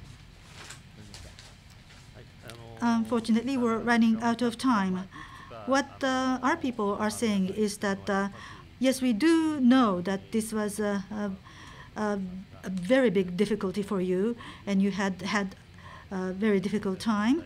But when you have an event like this, there's this issue of technical expertise. Of course, there were many situations, but what we want to hear is that, for example, spokespersons of NISA in a very short space of time, there was a quick succession from Mr. Nakamura all the way to Mr. Nishiyama. 4 people changed in quick succession over a very short space of time. I'm sure that you're aware of this. And in response to IAEA, as to the way that new guidelines are to be developed, many comments have been made, but I don't think those comments have been reflected in the work. So having listened to you, well, it seems to be that ultimately the issue is the people and the issue is the organization, right people in the right positions. But ultimately, what we are concerned is that the people, whether they would have ownership and have a sense of responsibility in performing the duties. It will not just suffice to change the organization. And you have served as the Deputy Director General and the Director General. So in a nutshell, you are responsible for this matter. And about the minutes, we would like to hear about that later on. So there's the issue of technical expertise and the responsibility of the head of the organization and the responsibility for the omission. So those are the things that were discussed in today's session. So what we want you to tell your junior colleagues is that what should be done to regain the confidence of the people, not just people in Japan, because Japan has been boasting that we are a technology-oriented country, a developed nation with technology, but we don't want to be perceived to be in such a mess. So if you could send a message to your junior colleagues, your passion for the work. Well, today, many critical comments have been made. And in my position, I do not know whether I have been able to sufficiently respond to such comments and criticisms given to me. But as to how to deal with an emergency, with what kind of a structure, how should it have been handled? Well, I said that we were not prepared. We were lacking in preparedness. And safety standards. The government regulatory authority would have to work in line with the standards, and going beyond such a safety standard is rather difficult unless an extreme situation arises. That is a matter of fact. So we have to do a better job of developing the right standards, and we have to put safety first above everything else. That is the most important thing as we do our work, in my view. Thank you very much. IAEA is saying that the way that these standards are developed in Japan, it is written in such a way that responsibility is avoided. As to the details not being worked out quite well, it's very clear if you compare ourselves to other countries. So everybody's watching how the regulatory authority is doing. Everybody watching, and we don't want to be perceived to be doing a sloppy job. So I would like to ask you to continue to give such a message to your junior colleagues. Thank you very much for your time, and we would like to adjourn at this juncture. The meeting is adjourned. Thank you very much.